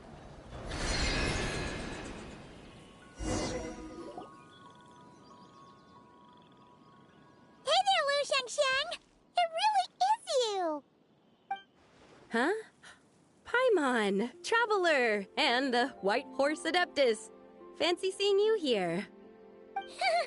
The White Horse Adeptus has a name now. You can call her Zabai. And you are... Wait. I remember now, you're... Don't say anything about food poisoning or fish. You're... the young lady who wanted to rise above the rest, are you not? Yes, that's me, but I'm in a bit of a state right now. At best, I can say I've fallen below them. Fallen below them? What happened? Like I said the last time we met, I'm being punished according to family rules. My father, mother, grandfather, grandmother, other grandfather, other grandmother. Oh, that's a lot of family members. Yeah, and on the night of Lantern Rite, they held a family meeting to discuss my situation. So, they do care about you. There's no doubt they care. But they think that since I caused all that trouble in Liyue Harbor, it shows I can't be trusted on my own. They decided to ground me. Ground you? Yeah, though they're not confining me to my room. Instead, I have to personally nurture a tea seedling until it grows big enough to be sold at market. Aw, a tiny little tea baby. Do they want you to experience what it's like to be a parent? It's supposed to cultivate my character and temperament. They say this will help me calm down and reflect on my issues. What happened in Liyue Harbor really wasn't your fault. Oh well, at least this punishment doesn't sound too harsh. So, how long will it take for the little tea baby to grow? Actually, I don't know. I've never grown a tea tree before. It usually takes 2 or 3 years. 2 or 3 years? Yes, the tea in this garden requires 2 or 3 years to mature. That long? Zabai, you're not making this up, are you? How do you know so much about growing tea? When the plants thrive and grow, that is the meaning of my name. I can tell at a glance when their season of ripening will come. Do I really have to waste 2 or 3 years here? Why is this happening to me? I'd only just found my direction in life.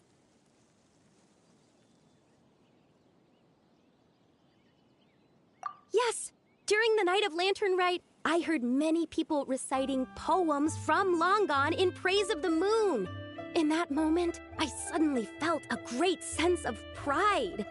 I mean, I helped excavate cultural artifacts from Long Gone, so I contributed to the revival of these poems too, right? So I decided to stay with the archaeological team. I want to unearth even more history. I see. And are you sure that's what you want to do? If you don't achieve anything significant in the years to come, will you still enjoy it?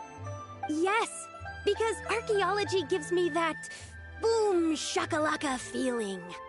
Wait, did Xiangling teach you that? That's right. I was asking her for advice. She said that if something gives you that boom shakalaka feeling, then it has to be worth pursuing. I immediately thought about how, when I'm excavating in the ruins, I always feel like there's a ghost standing beside me, and not in a spooky way. It feels like my great-great-great-great-great-grandmother patting me on the shoulder and saying, "Keep going. You're about to rediscover some grand ancestral knowledge."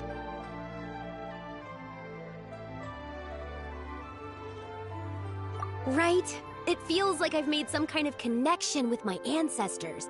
Isn't that amazing? Since you've made up your mind, you should give it your all. And I'd love to, but I'm still grounded. Run away. Summon up a little boom shakalaka and leave the tea garden behind. Flee this village.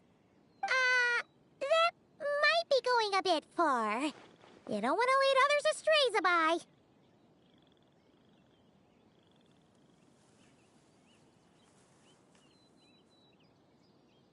Yeah! Tell them about your great-great-great-great-great-grandmother. She must be the most super-duper ancestor to have ever risen above the rest, right? I'd be better off telling them about the White Horse Adeptus. After all, she's the supreme riser above the rest who saved my great-great-great-great-great-grandmother. Then it's settled. Tell your family that your decision has my blessing. Thank you, Tsubai, but I don't think cosplay is going to work on them. They won't listen. They don't need to listen. You need only follow the rules they've set out for you. What do you mean? As I'm sure you know, some ancient texts refer to the White Horse Adeptus as the Daughter of Time. My family history contains such records, but what of it? If the White Horse Adeptus were to manipulate time to make your tea seedling grow overnight, then you'd be free, correct? Is that how it works? If the White Horse Adeptus were to really get involved, my grandfather would let me leave right away, but who really believes that she'd show up and help? It's not as if you have any other options. Why not try calling out for help? It won't cost you any more. Guess I might as well. I've got no better ideas anyway. White Horse Adeptus, if you can hear me, please save me from my predicament!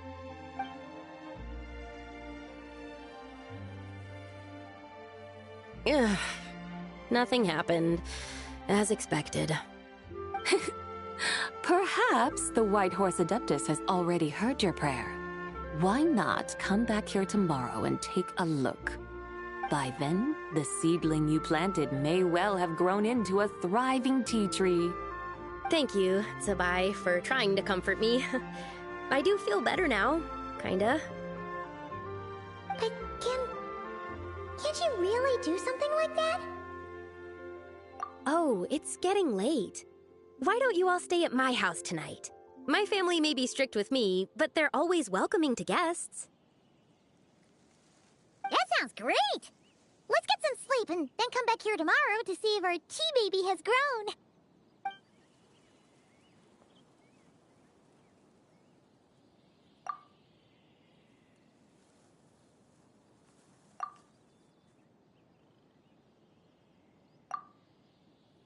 Oh, the tea tree!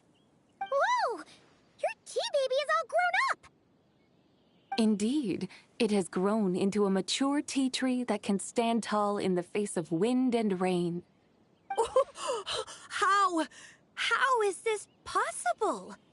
It must be the work of the White Horse Adeptus. Her prayer must have moved her. Are you sure? Perhaps she heard your prayer and chose to answer the call.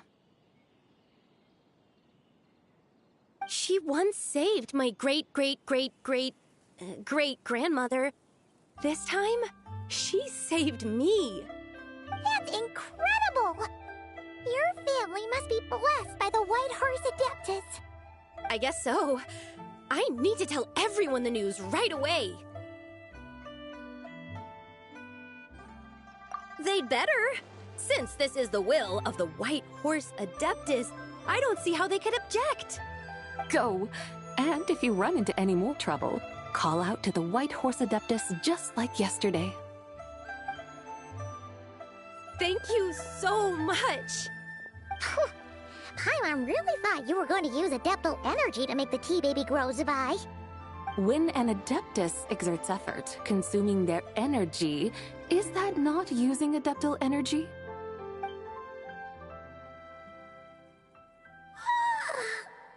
All right. What are we doing out here in the middle of the night? We're here to help Lu Xiangxiang fulfill her wish, of course. Can you really make the tea baby grow? It won't be easy, but there are ways.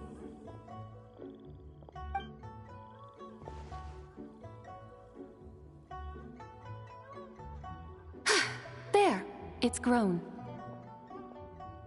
Hey! You just transplanted a tea tree from over there! So, there's a mature tea tree here now, yes?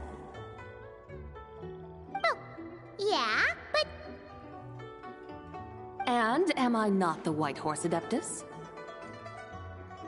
Well, yeah. Is this tea tree then not a manifestation of the White Horse Adeptus's will? You're not wrong. But again, there's something not quite right about this. Maybe this will become another mystical Adepti tale recorded in their family history. That would be marvelous. Paimon thinks so too.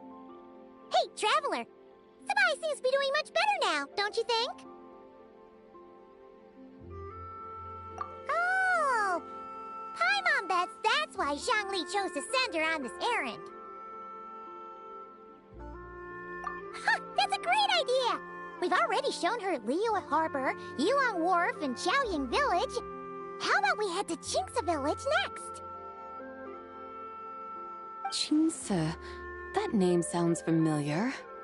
The scenery there is really pretty, too. It's the perfect sightseeing spot. How about we show you around? I must say, I have been mightily impressed by the mountains and waters of Liyue. Please lead the way, my dutiful guides. All right, let's go!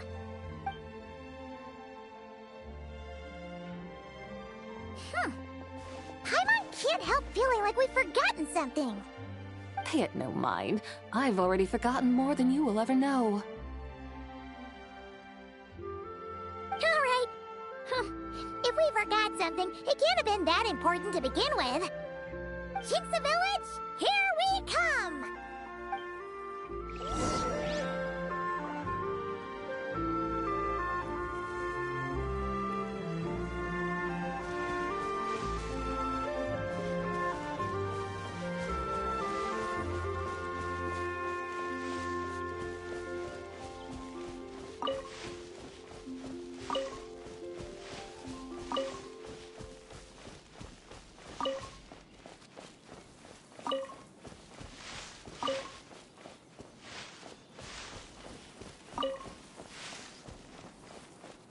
It's really not necessary to compare your work with that of a master.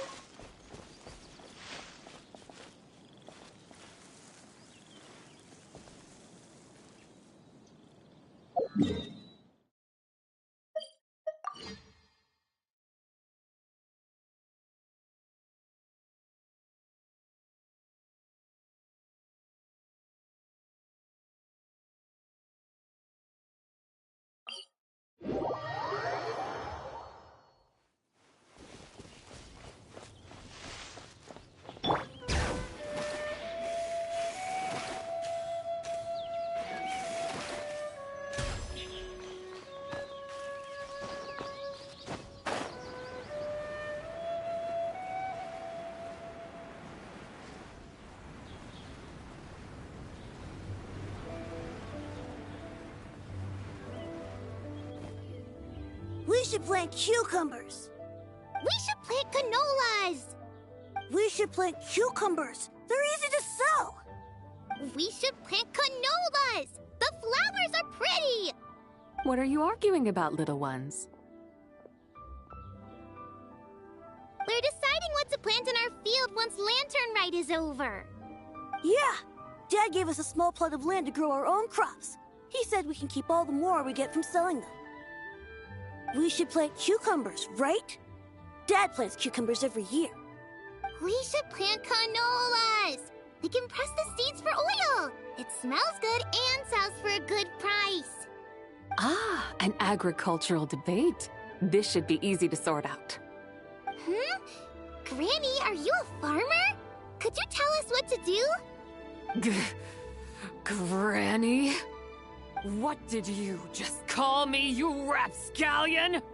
Oh no, her eyes are gonna turn red again. It's just... my granny smells really nice, and you smell nice too. Sorry. How about we call you Auntie instead? Auntie? Oh, all right. Big Sis Tsubai, can you help us decide whether we should grow cucumbers or canolas in our field? You little rascals. Using priceless land like this just for cucumbers and canolas? What a waste of heaven's gifts! Huh? What should we plant instead? With the coming of spring, when all things awaken, the field should be sown with the 5 grains. What are those? The 5 grains are life's staples, the heart of the people's table. I notice the people here mostly eat rice, so that is where you should begin. Based on the local climate and soil, seedlings planted in mid to late spring should produce mature grain within 2 or 3 months. When autumn comes, you can plant a second crop, with time still to harvest it before the first frost. The rice you harvest can be sold at market or kept in your stores. It's a far better choice than cucumbers or canolas. Oh, but Big Sister Tsubai, I like canolas. That's no issue. It is unsuitable for continuous cropping in any case. You can rotate it with rice to maximize your yields. After the second rice harvest, around wintertime will be the perfect opportunity to sow their seeds. And when they mature in mid to late spring, you shall be just in time to sow the first rice crop of the year in turn. This way, your field will sustain balance. Rice and canola in a harmonious cycle. Wow! That means we'll have crops to harvest all year round! Wait a minute! If rice and canola take up the whole year, what about my cucumbers? A firefly dares rival the brilliance of the moon? In what twisted universe should cucumbers vie for land with rice? Big Sis Tsubai! You're going to hurt Lil Bee's feelings! Auntie hates cucumbers!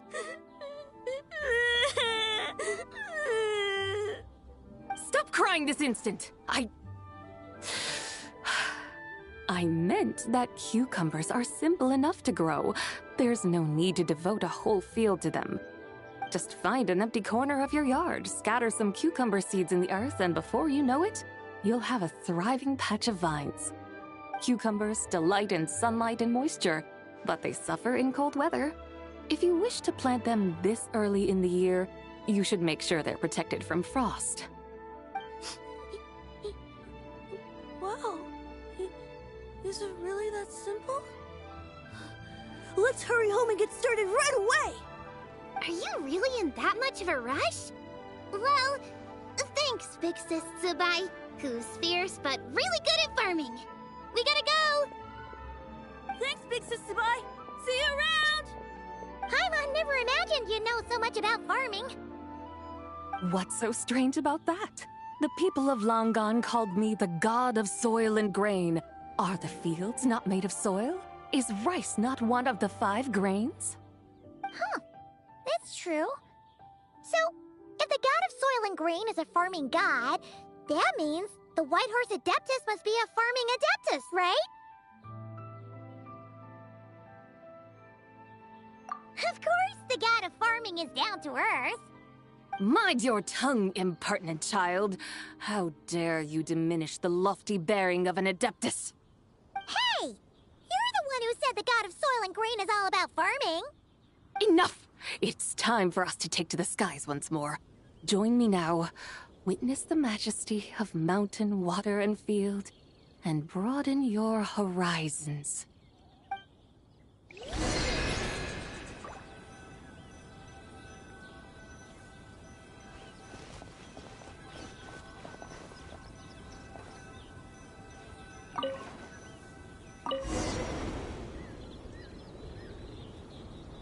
Wow!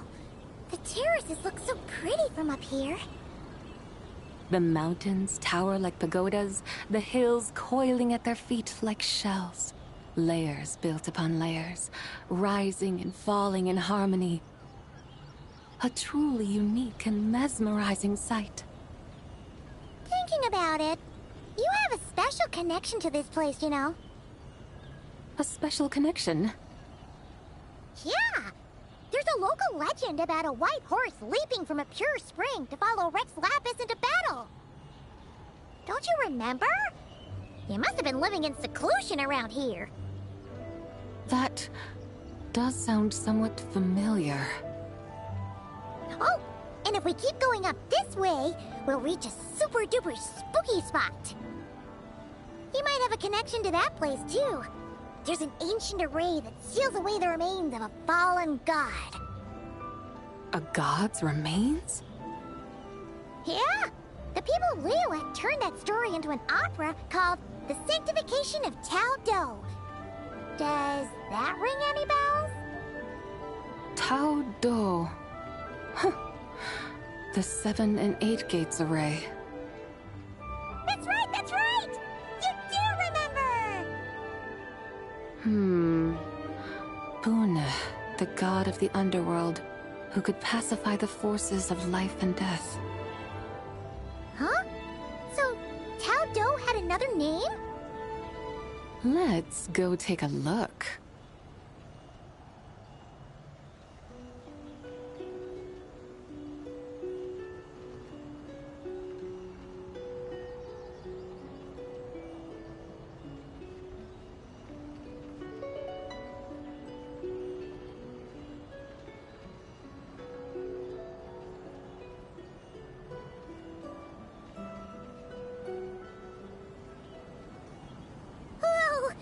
We've arrived at Wulwang Hill.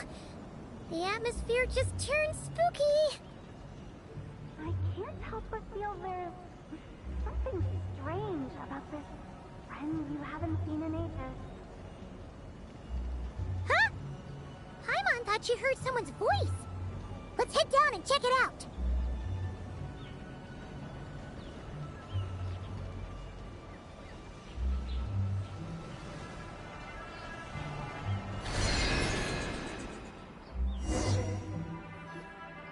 I can't help but feel there's something strange about this friend you haven't seen in ages. Strange? Whatever do you mean? Her strangeness defies description. This Miss Zabai is a full-blown enigma, don't you think? I'm afraid I have no idea what you're talking about. Aren't you worried about sending her all the way to Yilong Wharf on her own to buy tea? What if she gets lost? Where there are people, there are paths. Now I'm the one with no clue what you're saying. She can ask for directions. And then what? She will meet strangers in unfamiliar lands, build friendships, part ways. Hers will be a long journey indeed. The further the journey, the more footprints one leaves behind. The deeper those footprints, the harder it is for time to erase them. Ah, so you want her to make new friends? I see. But from what you say, it sounds as though she's not from Liyue. I believe she was not, but perhaps she will be. You're sounding stranger by the second. Huh. Oh, over there! Oh, look who's here! Hu Tao! Zhongli! What are you doing here? Traveler, Paimon, fancy meeting in a place like this. Oh my, and Miss Zabai too!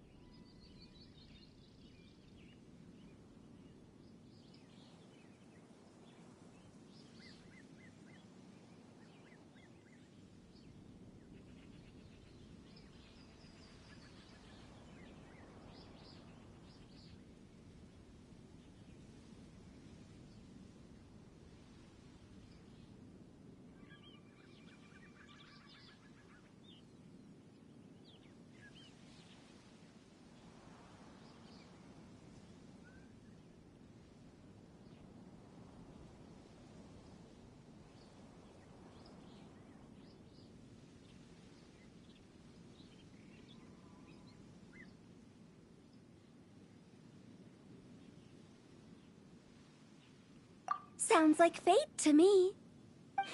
We were taking Sabai to buy some tea from Yulong Wharf. Zhangli sent her there, though she didn't even know the way, and... Oh, drat! We forgot the tea! Oh, Paimon knew we were forgetting something!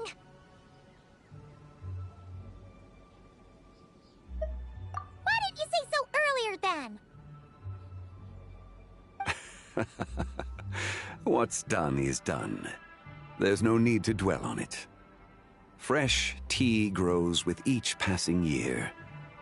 Let fate deliver it as it wills. Exactly. You can get tea wherever you go. You're hardly running low now, are you? Paimon feels a lot better now that you've said that. Still, I'm a little confused. If you were buying tea, how did you end up all the way out here? We're taking Spy on a sightseeing tour.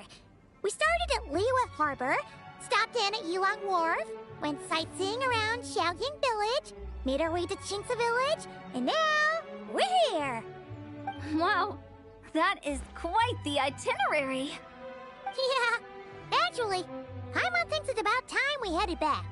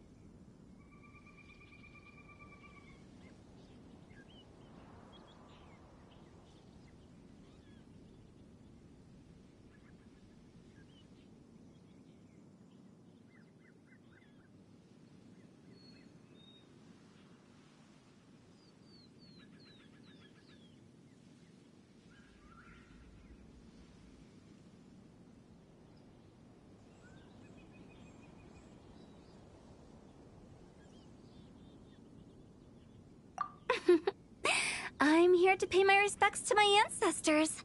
My dear consultant kindly agreed to join me. It is Lantern Rite, after all. Adepti and ancestors should be venerated alike. Ancestors? Wait, could you be... Are you heir to the Wuwang Kid? Or perhaps the lone butterfly of the Crimson Flame? Whoa! Have you got all your memories back? Huh? Miss Zabai, you know about the Wangsheng funeral parlor and the 8 adepts? I happened to hear a storyteller expound on the sanctification of Taodo. Lots of people know that story, sure, but very few can discern my family lineage from just a glance. Well, Zhangli, your friend here really is quite something. Unfortunately, there's no time to dally right now. We have a hill to climb. Perhaps once today is done, we can find time to chat over tea, recite poetry, and admire the moon? That would be wonderful, Director Hu. Oh, and before we go, you've been traipsing around all day. I suggest you stop off at the Wangshu Inn on your way back for a good night's rest. Wouldn't do to exhaust yourselves,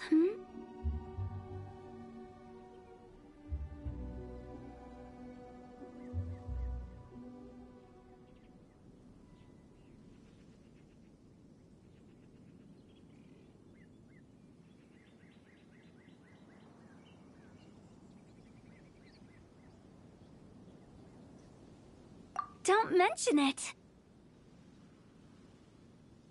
All right, we'll take our leave now.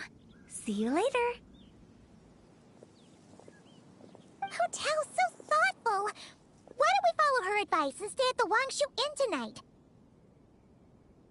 Sabai, you can see the whole of Dihua Marsh from up there. The view's amazing. Plus, you can sample Smiley Yin-Xiao's cooking. Wangshu. An intriguing name. It couldn't hurt to check it out. Awesome! Let's go!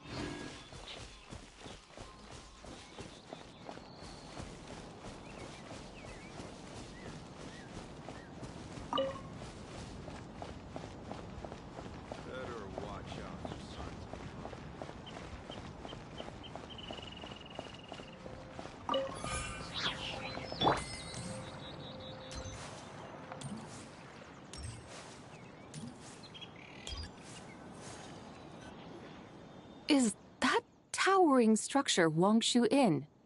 Sure is. We can take the lift up from over there. Always walking the path long trodden. Does retracing others' footsteps not tire you? Come on, get in. We'll fly to the top.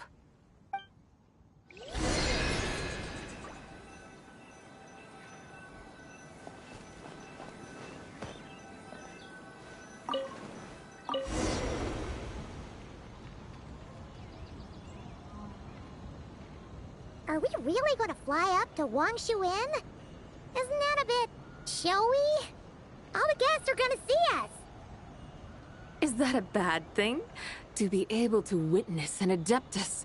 This will surely add to the inn's appeal, not to mention the room prices. The owner will thank us. You seem to really like showing off your powers. This inn's architecture is incredible, and the surrounding countryside radiates a picturesque charm. No wonder the new proprietor of the Baiju guest house thinks he can't compete and has decided to change his own establishment's name. The new proprietor? Ah, you mean Lu Shengsheng's dad. So you know about that, too. Personally, Paimon thinks it should go with something like Rex's Rest.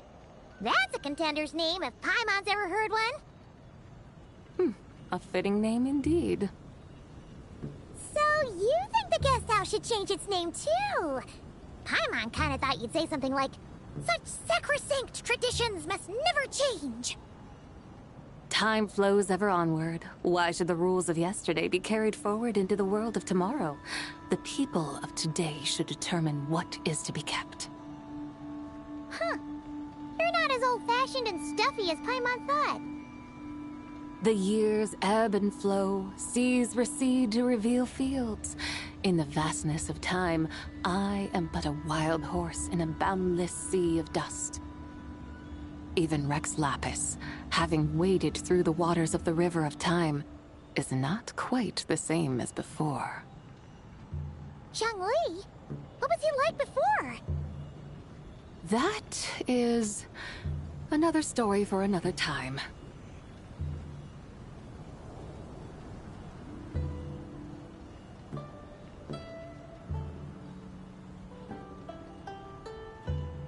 We have arrived.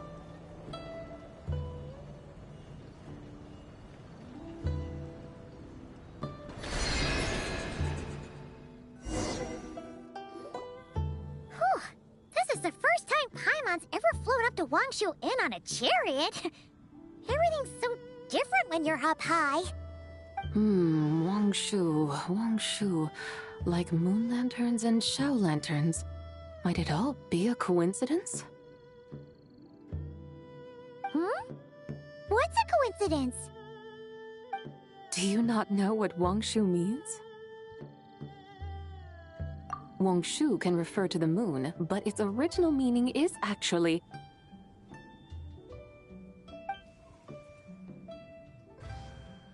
The goddess who rides the bright moon's chariot.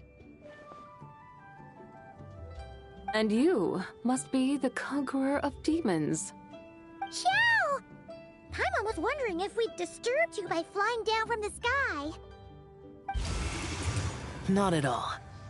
I sensed an unusual presence long before you arrived, though I didn't expect it to be you in a flying chariot. Ah, a witness at last. I was starting to think we should fly a bit lower. It would be awfully dull if no one ends up marveling at my lofty bearing. No need. This is already showy enough. I'm not one to do good from the shadows, as Rex Lapis is wont to do. Then you must be... Oh, nay, I'm only cosplaying as the White Horse Adeptus, in truth. Cosplaying? What's that? Ugh, ignore her nonsense. She's a genuine article. The one and only, completely authentic White Horse Adeptus. It's just... Xiao, did Zhongli say anything about her being a teensy bit... not quite right? Mental instability, perhaps? Did Zhongli tell you that? No, this is my own speculation. Well, you've pretty much hit the nail on the head. It's like her brain's filled with a bunch of slimes right now. All gloopy and messy. There's a hot-tempered pyro slime, a math-obsessed hydro slime, and a mischievous little animal slime. But don't tell her Paimon said that, or she'll come and tell us all off. You white-haired rascal! Do you think I can't hear you? Uh-oh! We're in for it now! White Horse Adeptus. You must be weary from your journey. Why not take a rest? Oh, yes! You must be hungry, right, Sabai? How about we get some food? The chef here is incredible!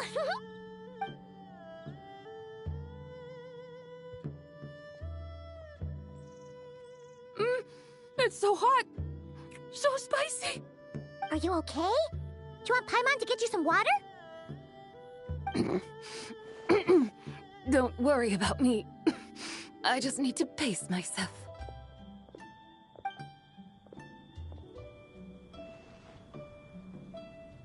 So, regarding your friend and her condition, does even the Lord of Geo have no solution? Zhongli said we should wait and she'll get better on her own. But who knows how long that's gonna take.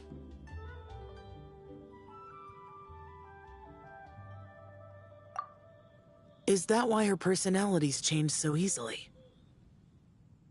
Paimon thinks that has something to do with her 3 deadly selves. Zhongli told us that the deadly selves are impure, affecting living things that get too close. The White Horse Adeptus's remnant spirit was attached to the deadly selves for a long time. It makes sense that her temperament and memories would have been influenced by them. But Paimon still doesn't really understand what the 3 deadly selves actually are.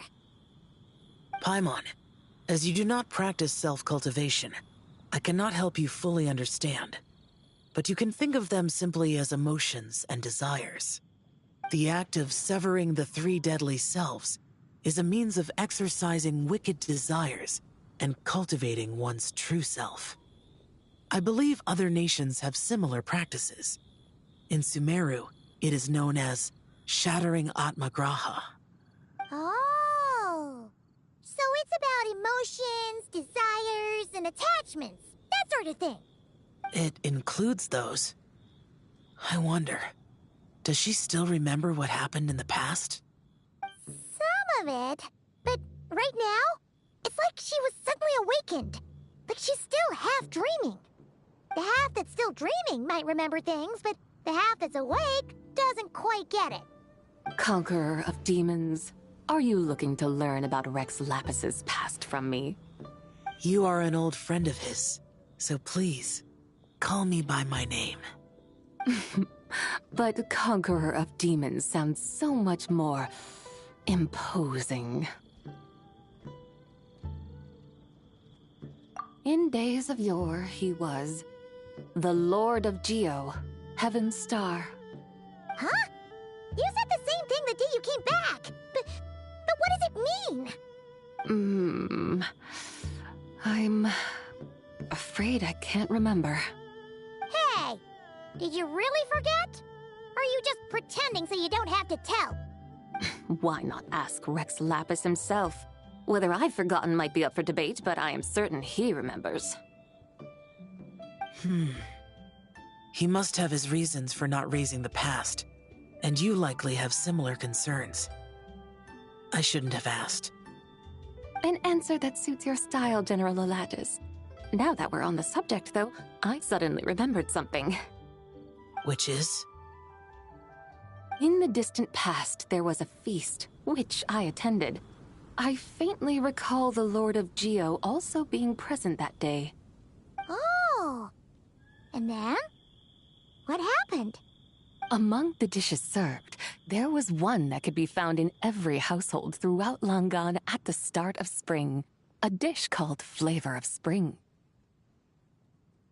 I suddenly remembered the recipe for this dish. Is that it? Yes! Since it's Lantern Rite here in Liyue, why don't I make some for you to try? That sounds good.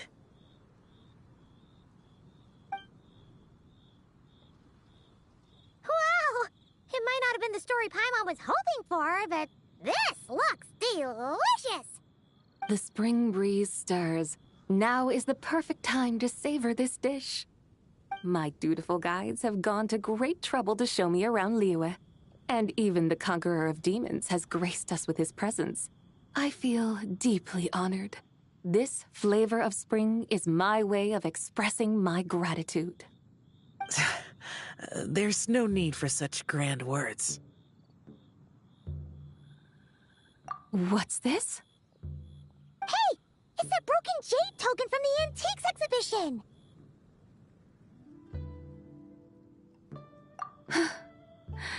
Indeed. This was once an Adepto treasure of mine. I'm amazed it ended up in your hands. Alas, it serves little purpose now in its fractured state. Please, keep it as a memento. Oh, that's a shame. Can't we fix it? This is the way of the world. Once jade is broken, it can never be made whole. Then, what about forging a new one? That is a good point. That it has ended up in your hands must be a message from fate. I could try to craft it into a little trinket for you. One that might prove useful on your journey. Ooh, what sort of trinket? It's just a passing thought, one that will require the right opportunity. I'll think about it more when the time comes. Now that we've had our fill, we should get some rest. Tomorrow we return to Liyue Harbor, where I'll have need of your guidance once more.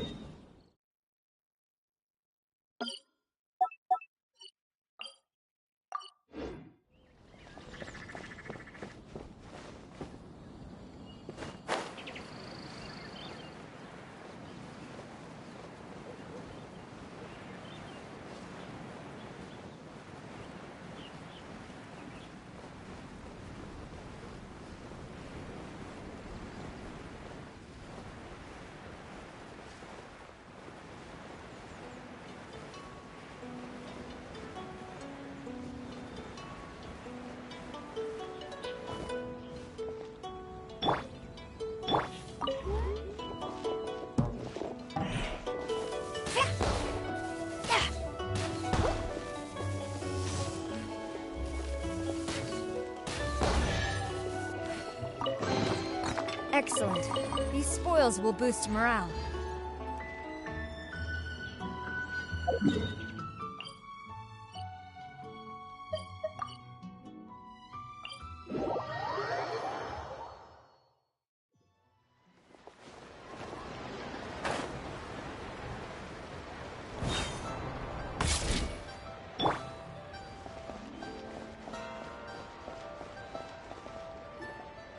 Chi-Chi, the lantern rite is almost over.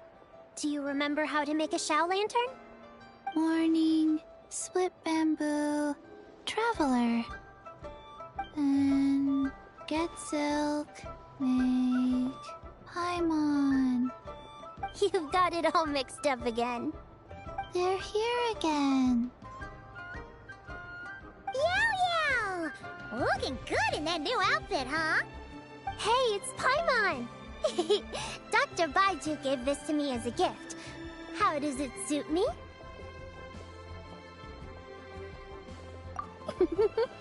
Thank you. Wow! What happened for Baiju to suddenly give you a brand new outfit, Yao Yao? Dr. Baiju is thanking Yao Yao for teaching me to make Shao lanterns. Chi-Chi and I were just playing together. Dr. Baiju's too kind. Oh, yeah, take a look at this. Dr. Baiju gave me these clothes, but it was Chi-Chi who wove this little basket. Wow, that's beautiful. When did you become so good with your hands, Chi-Chi? I learned to make Shao lanterns, thanks to Yao Yao. I also made a wish. What do I always say? The White Horse Adeptus answers prayers. Come, help this old man make an offering in thanks. Huh? Mr. Liu? What did you pray for? For my idiot son to finally come to his senses and not change Baiju Guest House's name, which he has. Huh? He's keeping the old name? Listen to this. My granddaughter planted a tea seedling in our village just a few days ago. She made a prayer to the White Horse Adeptus to help it grow. Overnight, her seedling flourished into a mature tea tree. Oh, that sure does sound like a miracle. Could the White Horse Adeptus really have helped it grow? Of course she did. Oh, White Horse Adeptus, how blessed is our family over whom you keep watch. Truly, this is an extraordinary miracle. You must record it in your family history without delay. Of course. Huh? Is that you, Miss Zebai? Indeed. I have a long-term booking at your guest house. Yes, I recall. Mr. Zhongli said to charge your expenses to the Wangsheng funeral parlor, if I remember correctly. That's Young Li. Always making trouble for poor Hu Tao. I noticed when you were here last that you bear a striking resemblance to the pictures of the White Horse Adeptus in my family history. You both have golden eyes. Perhaps fate has had a hand in our meeting. And a glad meeting it is, Miss Zebai. Now, why don't I gift you some tea from my garden to celebrate this encounter? We grow Sunglaw tea there, and it has quite the reputation throughout Yilong Wharf. I hope you will accept it. Oh! Sunglaw, buy 10 boxes, get half off teas, back on the menu. Buy 10 boxes, get half off? Don't be silly. This is a gift. It's free. Woohoo! Nice! Thank you so much, Boss Liu. There's no need to thank me. You're a visitor from out of town, which makes you an honored guest. Make yourself at home. Lantern Rite may have ended, but the streets are still bustling with activity. Make sure to take everything in, meet some new friends, and enjoy your time here. And that goes for you kids as well. Happy Lantern Rite. Got it, Mr. Liu. Happy... Lantern Rite. Yeah! Happy Lantern Rite, everyone! Happy Lantern Rite indeed.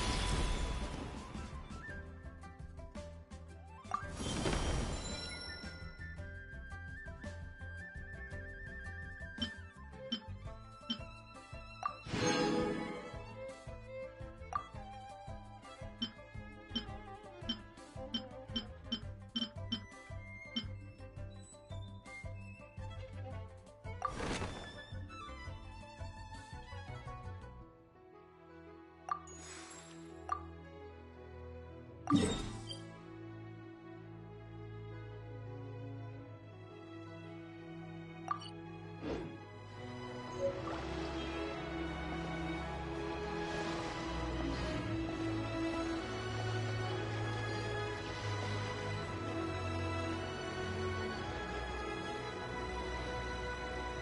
suppose that's all.